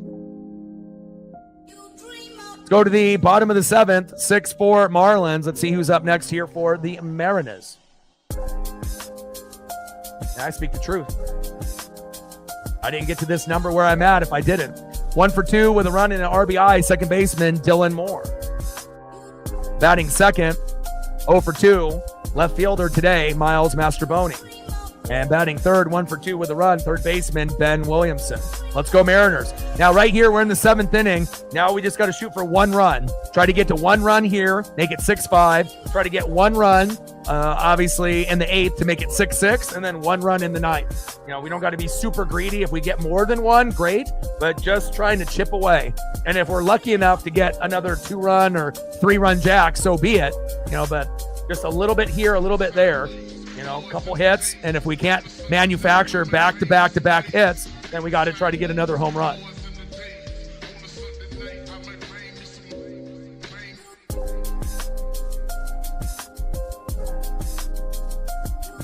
Yeah, he was making everyone in the room dumber, so, you know, at some point, you know, I'll let people that are new or people that, you know, come in, you know, and we'll see if they belong, you know. And again, you know, for some people, you know, you can go to any stream, you know what I mean? But again, we read here, we watch film here. We're not fanatics. We're not fair weather. We're not bandwagon. We're not dumb here. You know, we put in the most work out of any channel. So, you know, for the casual fan or the bandwagon fan or the fan that doesn't read or watch film or watch a lot of games, you know, this might not be the place for you. Bottom of the 7th, 6-4 Miami.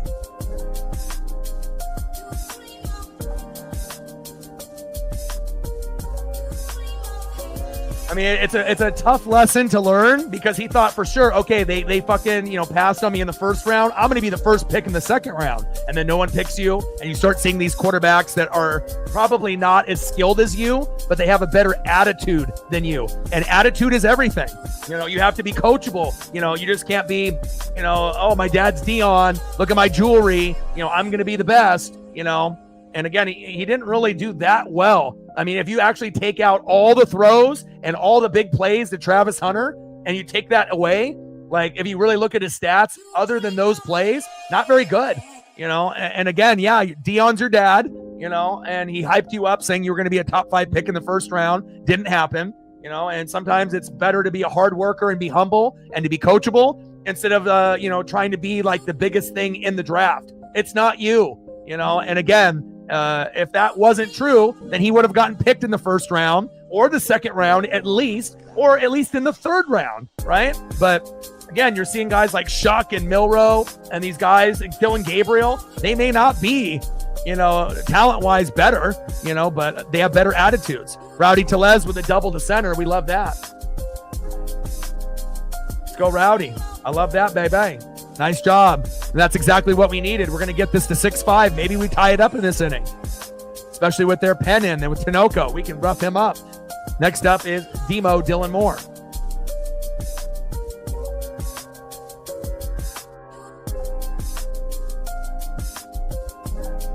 Nice job, Rowdy. Comeback incoming. And like I said, they gave away these amazing Captain Mariner hats that are incredible. You know, my buddy's there with his dad for his birthday, my best friend. They're going to come back and win this game. I don't give a shit what anyone says. Got to find a way. Moore popped out to the catcher. One away.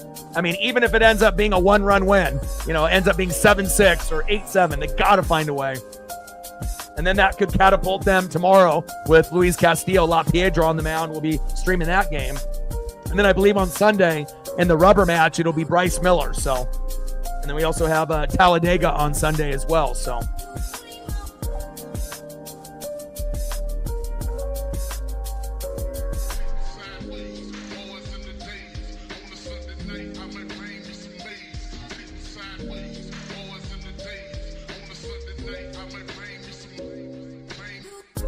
next up is Miles Mastrobuoni.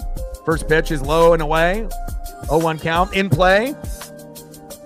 And flied out to left, 2 away. We need Leo Rivas in the game. We need Rivas and Randy Arozarena to pinch hit at some point. And next up is Big Ben Williamson.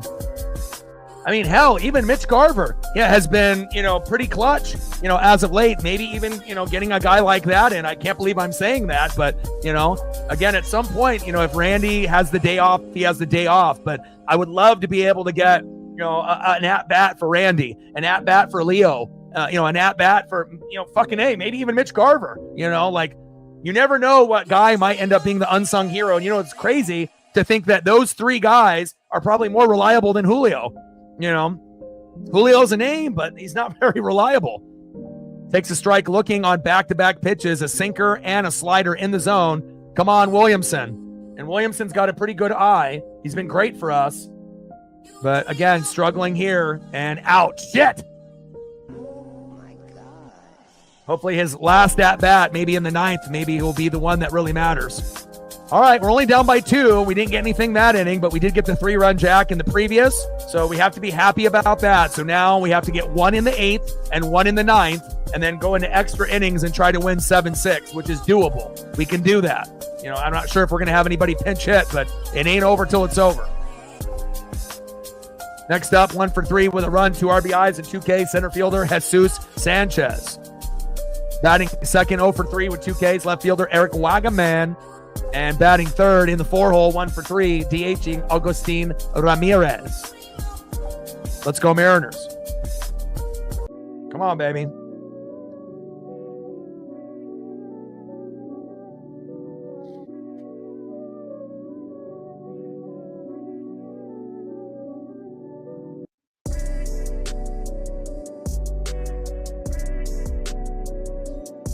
And I better not see Casey Lawrence in there. Gilbert pitched 3 innings. Lawrence pitched 4. Make it make sense. What the hell is Dan Wilson doing?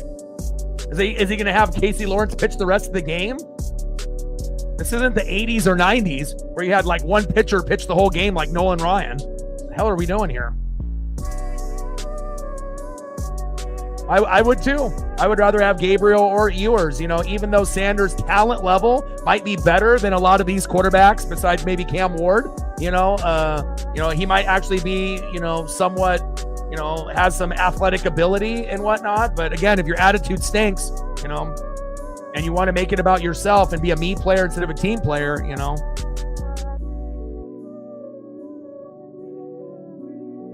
I mean, you already see how, those type of players work out in the NFL, like George Pickens. So much talent. But if he was mature, he could end up being a top 5 receiver in the whole NFL. Maybe top 10, top 5. But if you're not, you just have this incredibly athletic, gifted body, hands, route running. But at the time of the day, if you decide that you're not getting the ball and you start getting pouty and you take plays off, that's the maturity part, and a lot of times people are gifted athletically, but up here, they don't got it. They don't got the intelligence or they don't have the maturity. And those are very important, in the NFL. It's a business. First pitch of Sanchez with the strike swinging, 0-1 count. I hear you, Paisley.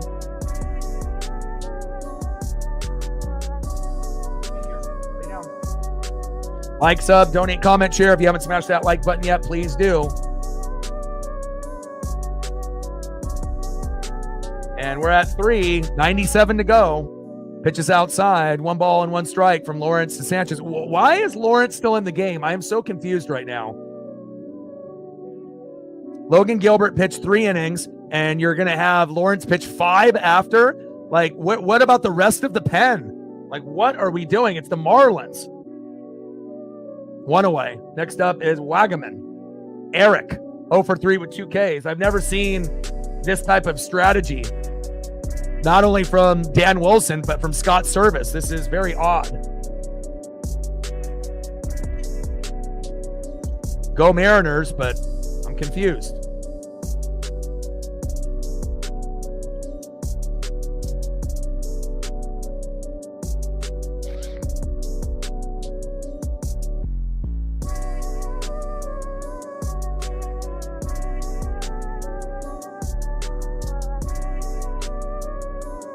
In play.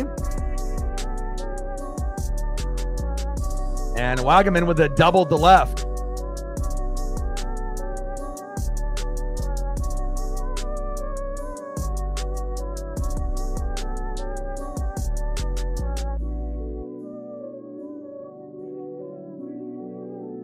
Next up, DHing and the 4-hole, Agustin Ramirez. 6 more likes to 30. Matt, what happened? You said, I'm leaving. And then 10 seconds later, you're back. I'm leaving. Are you leaving or are you staying? What's going on over there? I'm leaving. 30 seconds later, I'm back with another question. I'm leaving. I'm back. First pitch inside from Lawrence to Ramirez, fouled off. Like, if we actually win this game with this dumbass strategy, it'd be the most shocking thing ever. Lawrence to Ramirez. Like, you got one guy pitching 3 innings, and then you got another guy pitching 5 innings. Like, what does he think that's going to happen? That all of a sudden we're going to score 3 runs in the 8th, and then we're going to be able to bring out Munoz and the game is over? I am very confused. Yeah. We're behind the 8 ball, only at 3.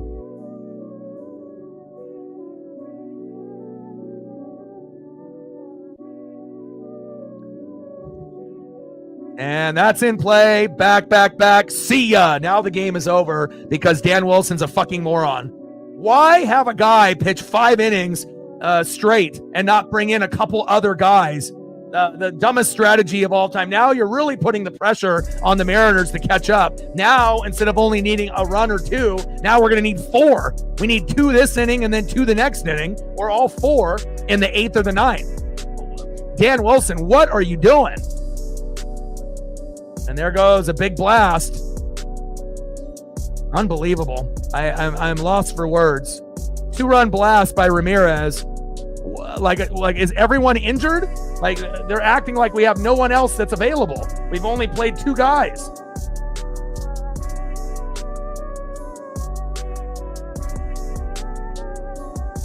I mean, after the first, yeah, seriously, even the people are booing there. And my buddy's messaging me, why is this guy still in? Seriously. I've never seen strategy like this. You know, again, I get it. Logan Gilbert ended up getting hurt, but why only have Lawrence pitch? How about an inning? You know, maybe 2 at the most, but not 3, 4, 5. And even if he was red hot, you still take him out, put someone else in, you know, and he's not red hot. He's been giving up home run after RBI after home run. I mean, we were ahead 1-0. What happened? They put up 6 runs and they said, let's keep him in. And then he gives up another 2 right there. We might have to fire Dan Wilson for just this fucking game. What the fuck is he doing? Stawa's grounded out to first. 2 away. I know, we finally get first place in the division and Dan Wilson does this strategy. Next up, third baseman 0 for 3 with 2 Ks, Connor Norby. Playing the fucking Marlins. Like, this isn't like an exhibition game where you're just trying new things. You know, we're not in spring training. Every game matters. Even the Marlins games matter. This has got to be literally like the dumbest decision making, even dumber than Scott Service in his worst moments. I don't think I've even seen Scott do something like this. And he's had some questionable moments when he was our manager. He had some great moments for us, but he also had some dumb moments. Unbelievable. Pitches inside, 1 ball and 1 strike, and all you're hearing is his boos there at T-Mobile for like the last 3-4 innings. I don't blame him. 80 pitches for a guy that never pitches this much. I mean, like literally acting we have like nobody else on the roster. 2 away. Lawrence is not a starter. Have you ever reflect in all of your years? Like I said, we got people that are under 40. Half the fan base is under 40. Half the fan base is over 40. And now Norby single to center. Have you ever seen this kind of strategy in a game ever? I've never seen this before. I mean, besides, you know, in the 80s and 90s when you had a guy like, you know, Nolan Ryan that would pitch all 9 innings and just close the game out. He was the starter, the mid reliever, and the closer. The last time I checked, right, this is not Nolan Ryan. This is not 1988. This is not the 60s, the 70s, the 80s, or the 90s. I mean, he's going to get really criticized by the media after this one. Like, what is your thinking of doing this type of strategy? Like, even if he was doing well, it's just a bit of a head scratcher. Like this many innings. And we finally get out of the inning, but the bleeding obviously hasn't stopped after giving up 6 runs. You should have already pulled him after he gave up 1 or 2, decided to let them keep going. And then not only that, a few more innings after that.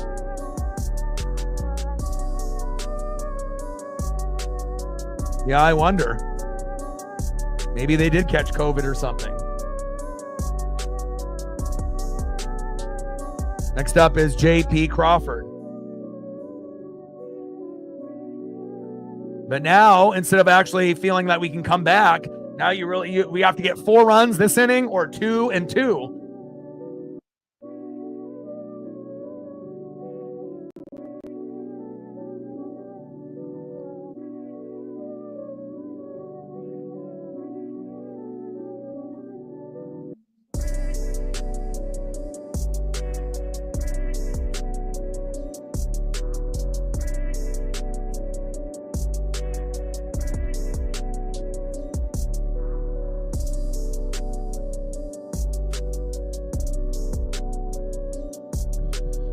Oh, I feel really, really bad for my best friend. You know, this is the game that he has to see. Not only he only gets Logan Gilbert for a few innings and he gets hurt, and then you have to literally watch one of the worst performances by a manager and Casey Lawrence in Mariner history. Now, if we come back and win, you know, obviously it'll be one of the most epic comebacks ever, but maybe you're right. Maybe they ended up getting COVID or something of that nature, but I have never seen this type of strategy where you only have 2 pitchers pitching literally the whole game. Something is off, 100%.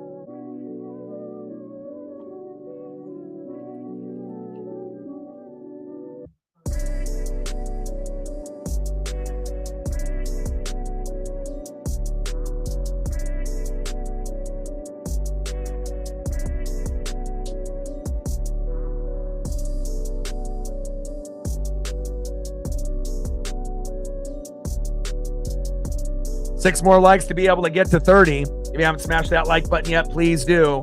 Now we need 5 more likes to 30, and we're at, 3? 97 to go on the Dono train.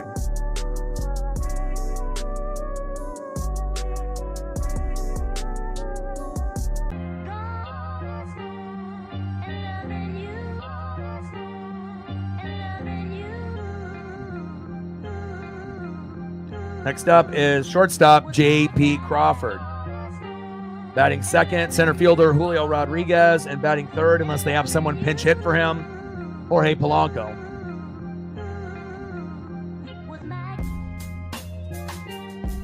Forearm soreness.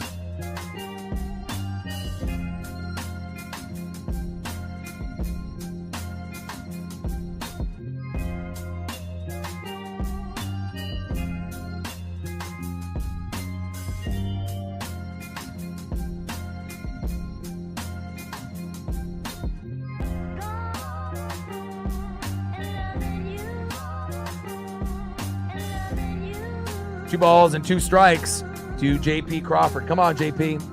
Forearm soreness. And man, I haven't heard the Mariner fans boo like this in a game in a long, long time, where it's just booing for 4 or 5 innings straight. This might be a first. I mean, the only thing that's good about this game right now is the giveaway with the Sailor cap. That's about it. I mean, you let the Marlins put up fucking 8?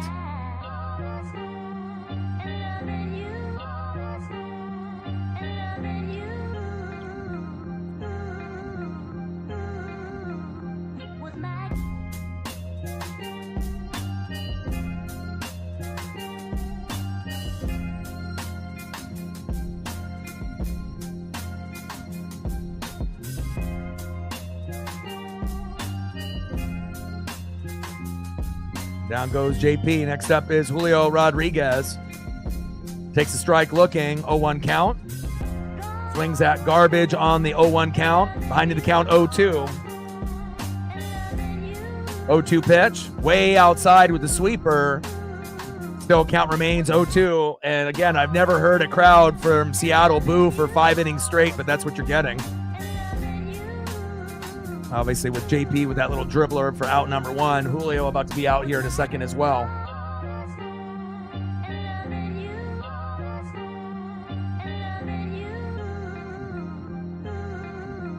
Pitch is way outside, 10 feet off the plate. Surprised that Julio didn't swing at that one. 1 ball and 2 strikes from Facha to Rodriguez. Come on, Julio.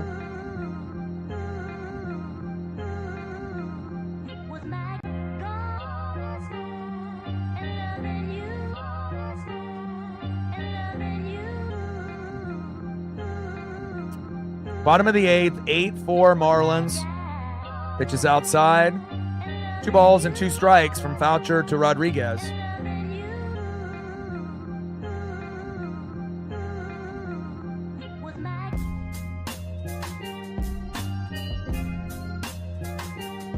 Gilbert pitched 29 pitches. They had Lawrence pitch 5 innings, 83 pitches. I've never seen that before in my life. Never, never, never, never, never.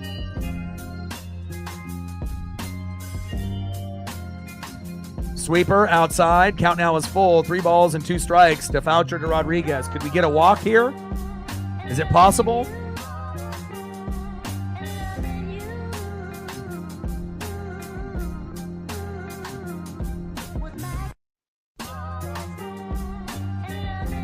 Come on, baby. Bottom of the 8th, 1 out, down by 4 runs.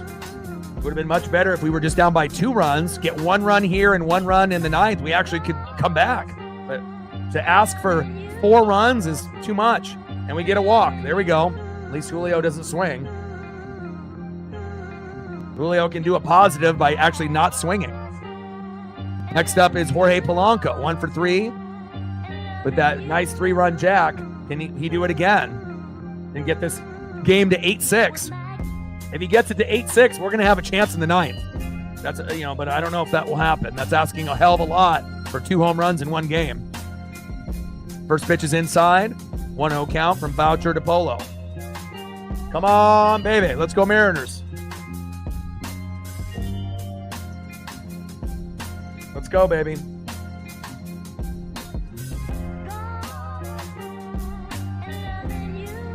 I mean, if you get incredibly bad pitching from the pen in these last 2 innings, we could come back. Takes a strike looking. Way off the plate. Cutter. Called a strike. Should have been a ball. What the hell is this ump looking at? Like, call it fairly, damn it. 1 ball, 1 strike, 1 out. Runner at first. Julio with a walk. A rare walk at that.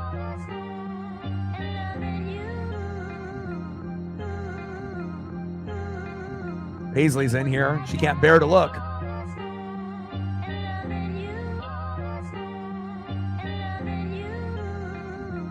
Reflect, do you think if the players in the pen did get COVID that they would even tell us? Or do you think that they are just going to keep it a secret and they're not going to say why they did what they did? In play. And Polo lined out to center, 2 away. Yeah, but again, if all the bullpen got COVID in Boston, that might be why that we're only going with 2 pitchers. Like I said, I've been watching baseball for 40 years, and I've never seen this. Reflect has been watching longer than 40 years. He's never seen it. So, maybe the team did get COVID or the bullpen did. That could definitely be possible. Next up is Big Dumper Cal Raleigh. I mean, there's no other real explanation. Logan got hurt. Lawrence is a guy that you would pitch, maybe an inning, maybe 2, and then you replace him. But no longer than 2 innings max. Why would he go 5 innings after a guy went 3? It just doesn't make sense. Pitches outside, 2-0 count from Foucher to Big Dumper. Now, if Dumper can get a handle on this and we get it to 8-6, we'll have a chance in the 9th to get 2 runs. But, I mean, we're really asking a lot right now. But I don't think I've ever heard a crowd boo for 5 innings straight in a game either. There's it's cool to have firsts, for Seattle, but not when they're negative.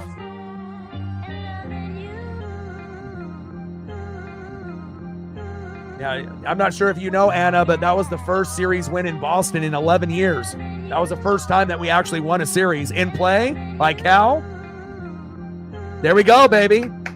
Cal Raleigh singled to right. Now we got runners at first and third. And now all we need is a 3-run jack by Luke Raley. Can I talk it into existence like I did right here? Polo with a 3-run jack. Hey, Luke Raley is due for his second homer of the year. I believe he only has one. Could we possibly get that mojo, that Soto mojo that we need? One swing could make it 8-7, and then we would only need 1 run in the ninth. Let's go, Luke. I know that's asking a lot, but come on, Luke. Runners at first and third with 2 outs. Could be a big moment for us.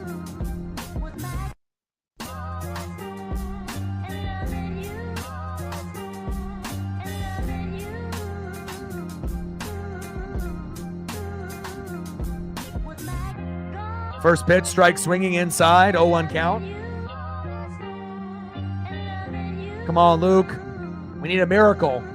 You know, we don't really ask the sports gods for too many miracles that often, right? You know, we try to have some ESP moments here and there. You know, we haven't bunted. We haven't got hit by pitches. We haven't drawn a lot of, walks. So we haven't really been able to steal bags today. It's been a weird game today. And obviously Logan Gilbert getting injured didn't really help, the whole process. And down goes Luke Raley. Fuck. All right, now we need 4 runs in the ninth.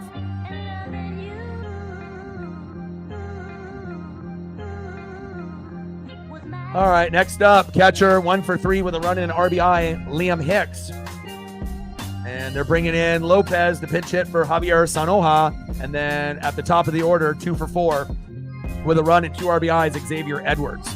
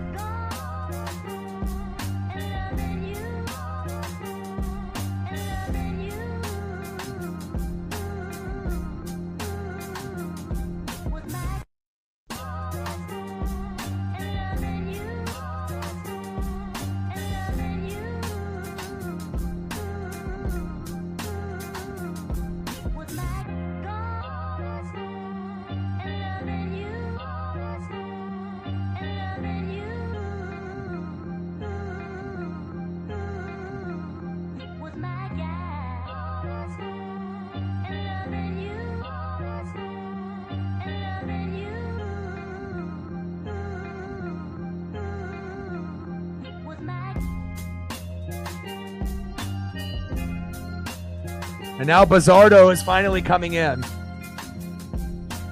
I mean, why not have Casey Lawrence just pitch the rest of the game? Why take him out now?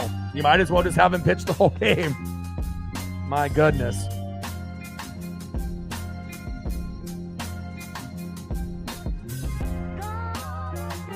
Yeah, I mean, I think that any press would be asking, what the hell was that?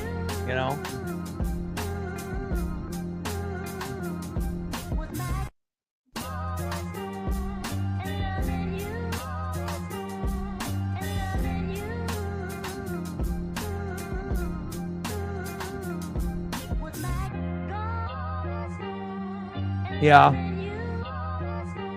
But even with that being said, if let's say, Logan went 3 innings, you could have Casey Lawrence go 2, right? And that's 5. You can have another pitcher like Vargas go 2, right? And then you could end up having another guy go 1 or 2. You could have spaced it out for at least 1 or 2 more guys after that, at least, instead of just having one guy try to go the rest of the way. And now we're bringing in Bizzardo, but yeah. I just wish that this didn't happen on my friend's birthday. Behind the count now, 0-2 from Bizzardo to Hicks. It's you're doing something that's never been done, and then, don't ruin my best friend's birthday, damn it.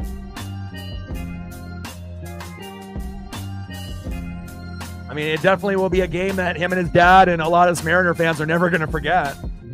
I won't forget this one. Bizzardo on the mound, Hicks in the box with an 0-2 count. Top of the ninth, down by 4 runs. Hopefully we can win tomorrow and we can win on Sunday.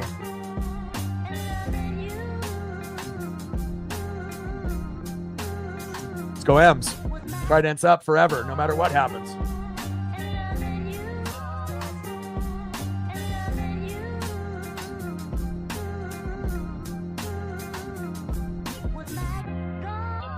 I mean, after giving up those 6 fucking runs, 2 balls and 2 strikes from Bizzardo to Hicks.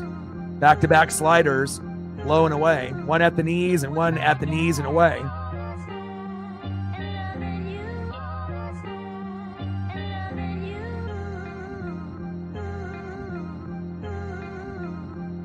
In play.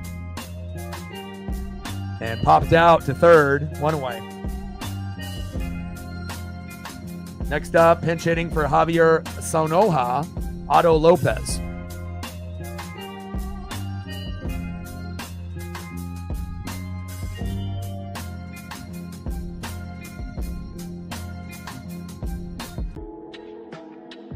First pitch, strike looking, 0-1 count. Even though, this team will make you want to pull your hair out if you have any, it's still Trident's up till I die, no matter what.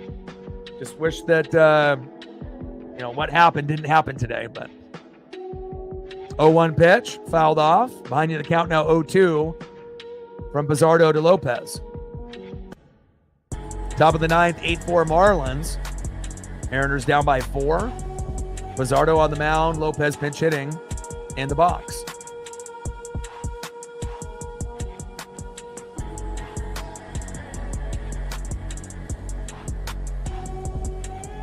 But if we win tomorrow and we win on Sunday with Miller, then we can put this game behind us. It'll just be one of those like, wow, do you remember that game? And it'll be a game that we remember for the rest of our lives as Mariner fans. Especially this will be one of the games that we remember for this season, because hopefully we don't see another one with this same type of strategy ever, in this season. I know guys get tired, but in play from Otto Lopez and grounded out to second, 2 away.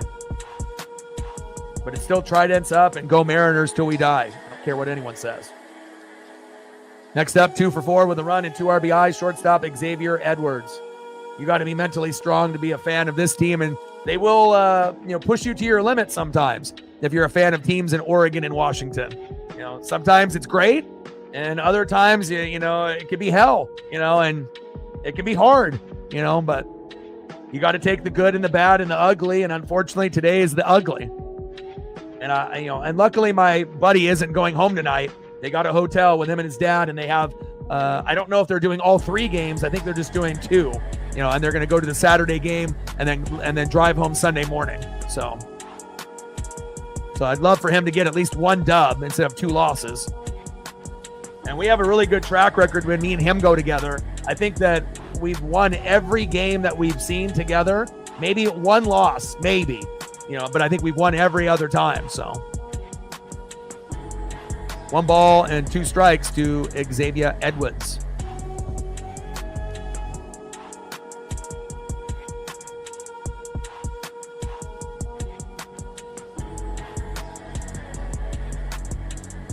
That one fouled off. 1-2 pitch. Ball outside with the sinker. 2 balls and 2 strikes from Bizzardo to Edwards. I'll be able to see that once we get out of this inning, and I'll let you know, Anna.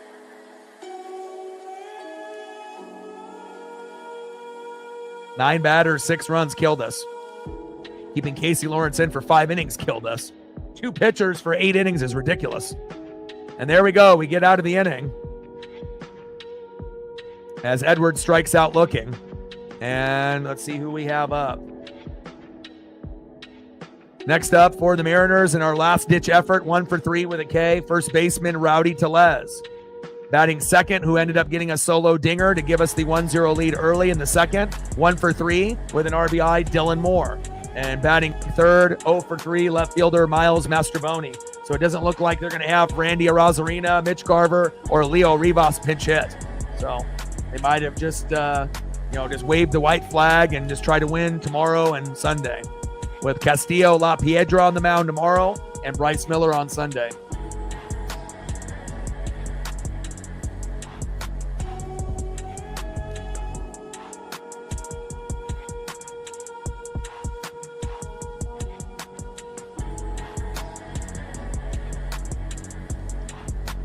Go M's. We need a miracle. We need like one of the best 9 innings. One of the best 9th innings we've ever seen. 4 to tie, to go to extras, 5 to win.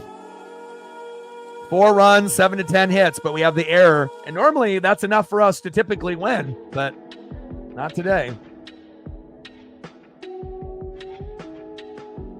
For real.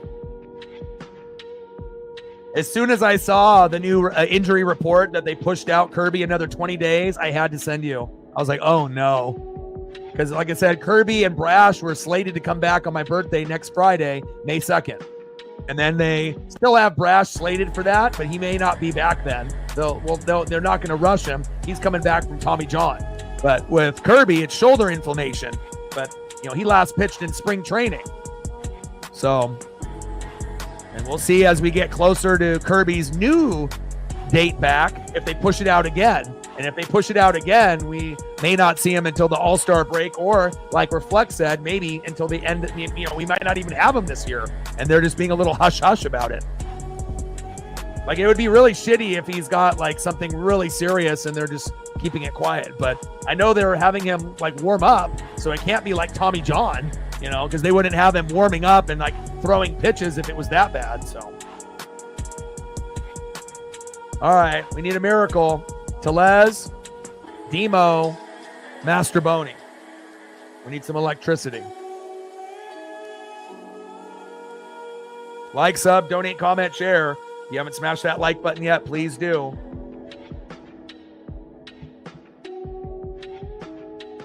And we're only at 3:97 to go.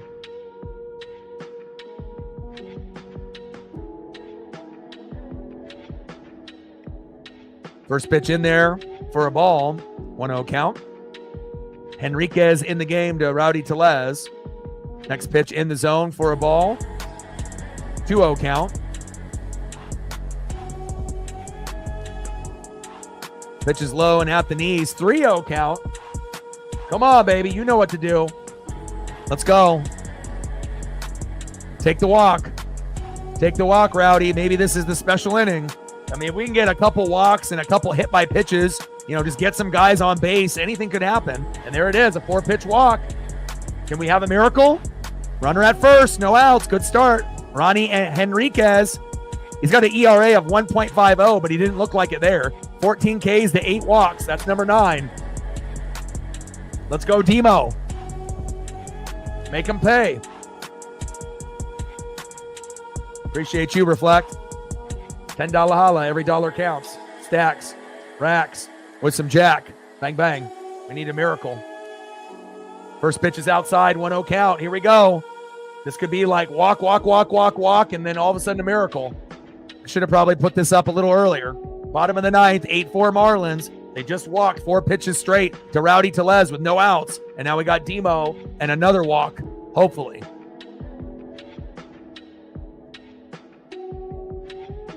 I mean, obviously, I would love a home run or an RBI. I mean, we'll literally take anything positive here.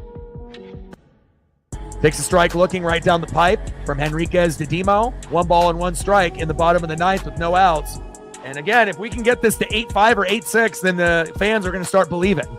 But, we have to try to battle ourselves here. And it would have been much better if we were only down 2 runs rather than fucking 4.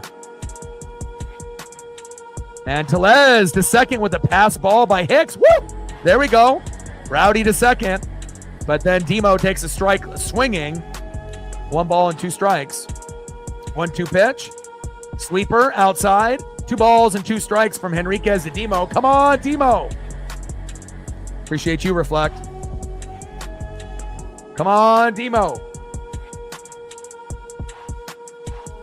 You got to try to be able to manufacture a couple runs with still no outs if we can. That's the only way we're going to come back. Get it to 8-6 with no outs. And Demo already has a homer today. Could he get another? Or maybe an RBI? I mean, we don't want Telez to try to chug, and choo-choo from second to home because he'll be out. And Demo strikes out swinging. Damn it. Like, don't try to get out and be overly aggressive. You're not very fast, Rowdy. Down goes Demo. Next up, left fielder filling in for Randy Arozarena. We really missed his bat today, as well as Leo Rivas. Miles Mastroboni 0 for 3.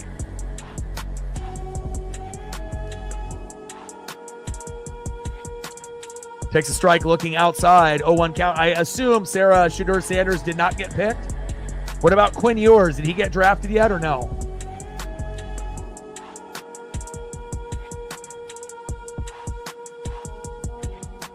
Strike looking right down the pipe. Behind the count 0-2. Wouldn't it be wild if Shedeur Sanders doesn't even get drafted at all? Like, that might be the most wildest shit ever if that happens. That's probably not very likely, though. Someone will bite, in rounds 5 through 7. Someone. Henriquez on the mound. Mastroboni in the box. Yeah, and I based on how things have been going, it sounds like Ewers will probably get the nod first, maybe.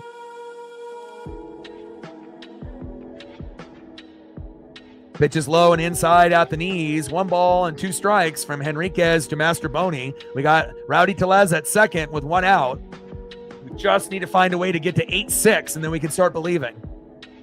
I mean, I already believe, but, obviously the fans there, they need that extra motivation, but tough to have an 0-3 hitter up here. Would have been better if we have like Rivas up here right now. Come on, Miles. Come on, Mastroboni. Bottom of the 9th, runner at second, Rowdy, 1 out. And a pitch low and inside at the knees again. 2 balls and 2 strikes from Henriquez to Mastroboni. I mean, even forcing a walk here. Oh yeah, we still got Will Howard too.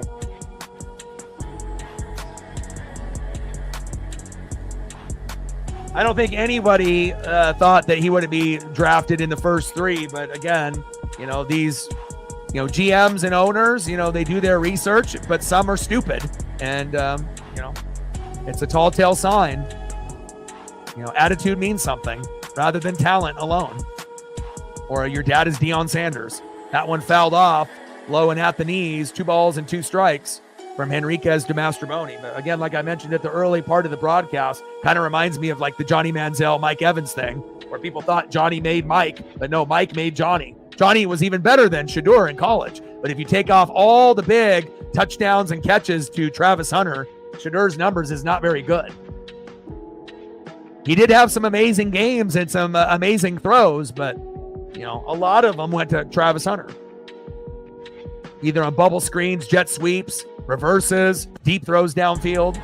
And he went to other guys on the team as well, but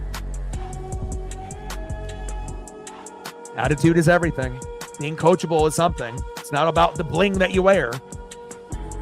It's about the attitude that you bring in. He definitely rubbed people the wrong way in his interview process. In play.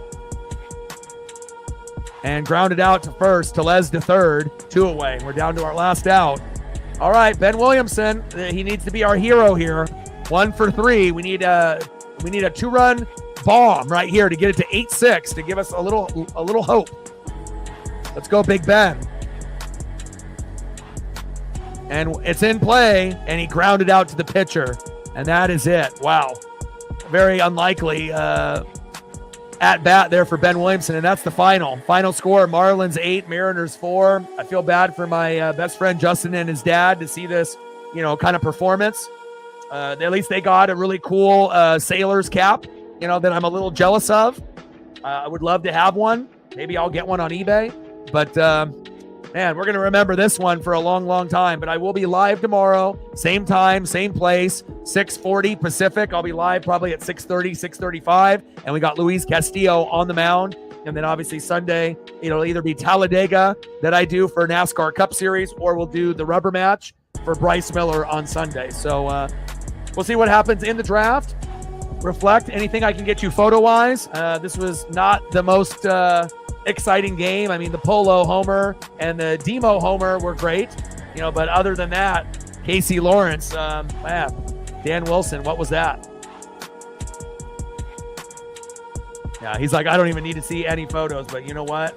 I need some good mojo for tomorrow. So the Mariner Moose is going to come up, and then we're going to do a little this.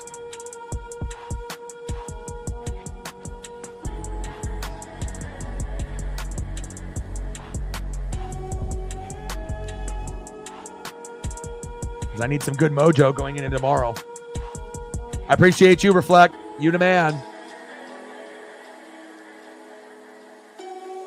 Can't wait to hear the interview with Dan Wilson. And then, if it's just rest, this is going to be all of us listening closely on what's about to go down. And then after we look at this position with our hands, with each finger touching, right? And then we're going to be looking like this as he's talking. Are you telling the truth, or do they have COVID? Is it just rest? What was the purpose of Casey Lawrence pitching 5 innings? You made us lose that game. We could have won that game. You blew it. But we still love you, Mariners, Mariner Moose. Yeah, well, tomorrow will be better. And again, at least we got Castillo on the mound. And again, I think that we'll bounce back from this performance today. But it still Tridents up and go Mariners, forever. So I appreciate everyone that liked, subbed, donated, commented, shared. And remember, that's not something that we're going to see that often. And I got to put this up a little bit sooner. Let's pray for Logan Gilbert's health. And hopefully things will be a little bit better for my best friend Justin and his dad tomorrow. Love you guys, and I appreciate you guys very, very much. And final score, Marlins 8, Mariners 4. And I got one question for you. Who talk sports like us? Your boy Ryan, Northwest Sports Fanatics. I'll be live tomorrow, same time, same place, but a different result. I love you, and I'm out. Gang.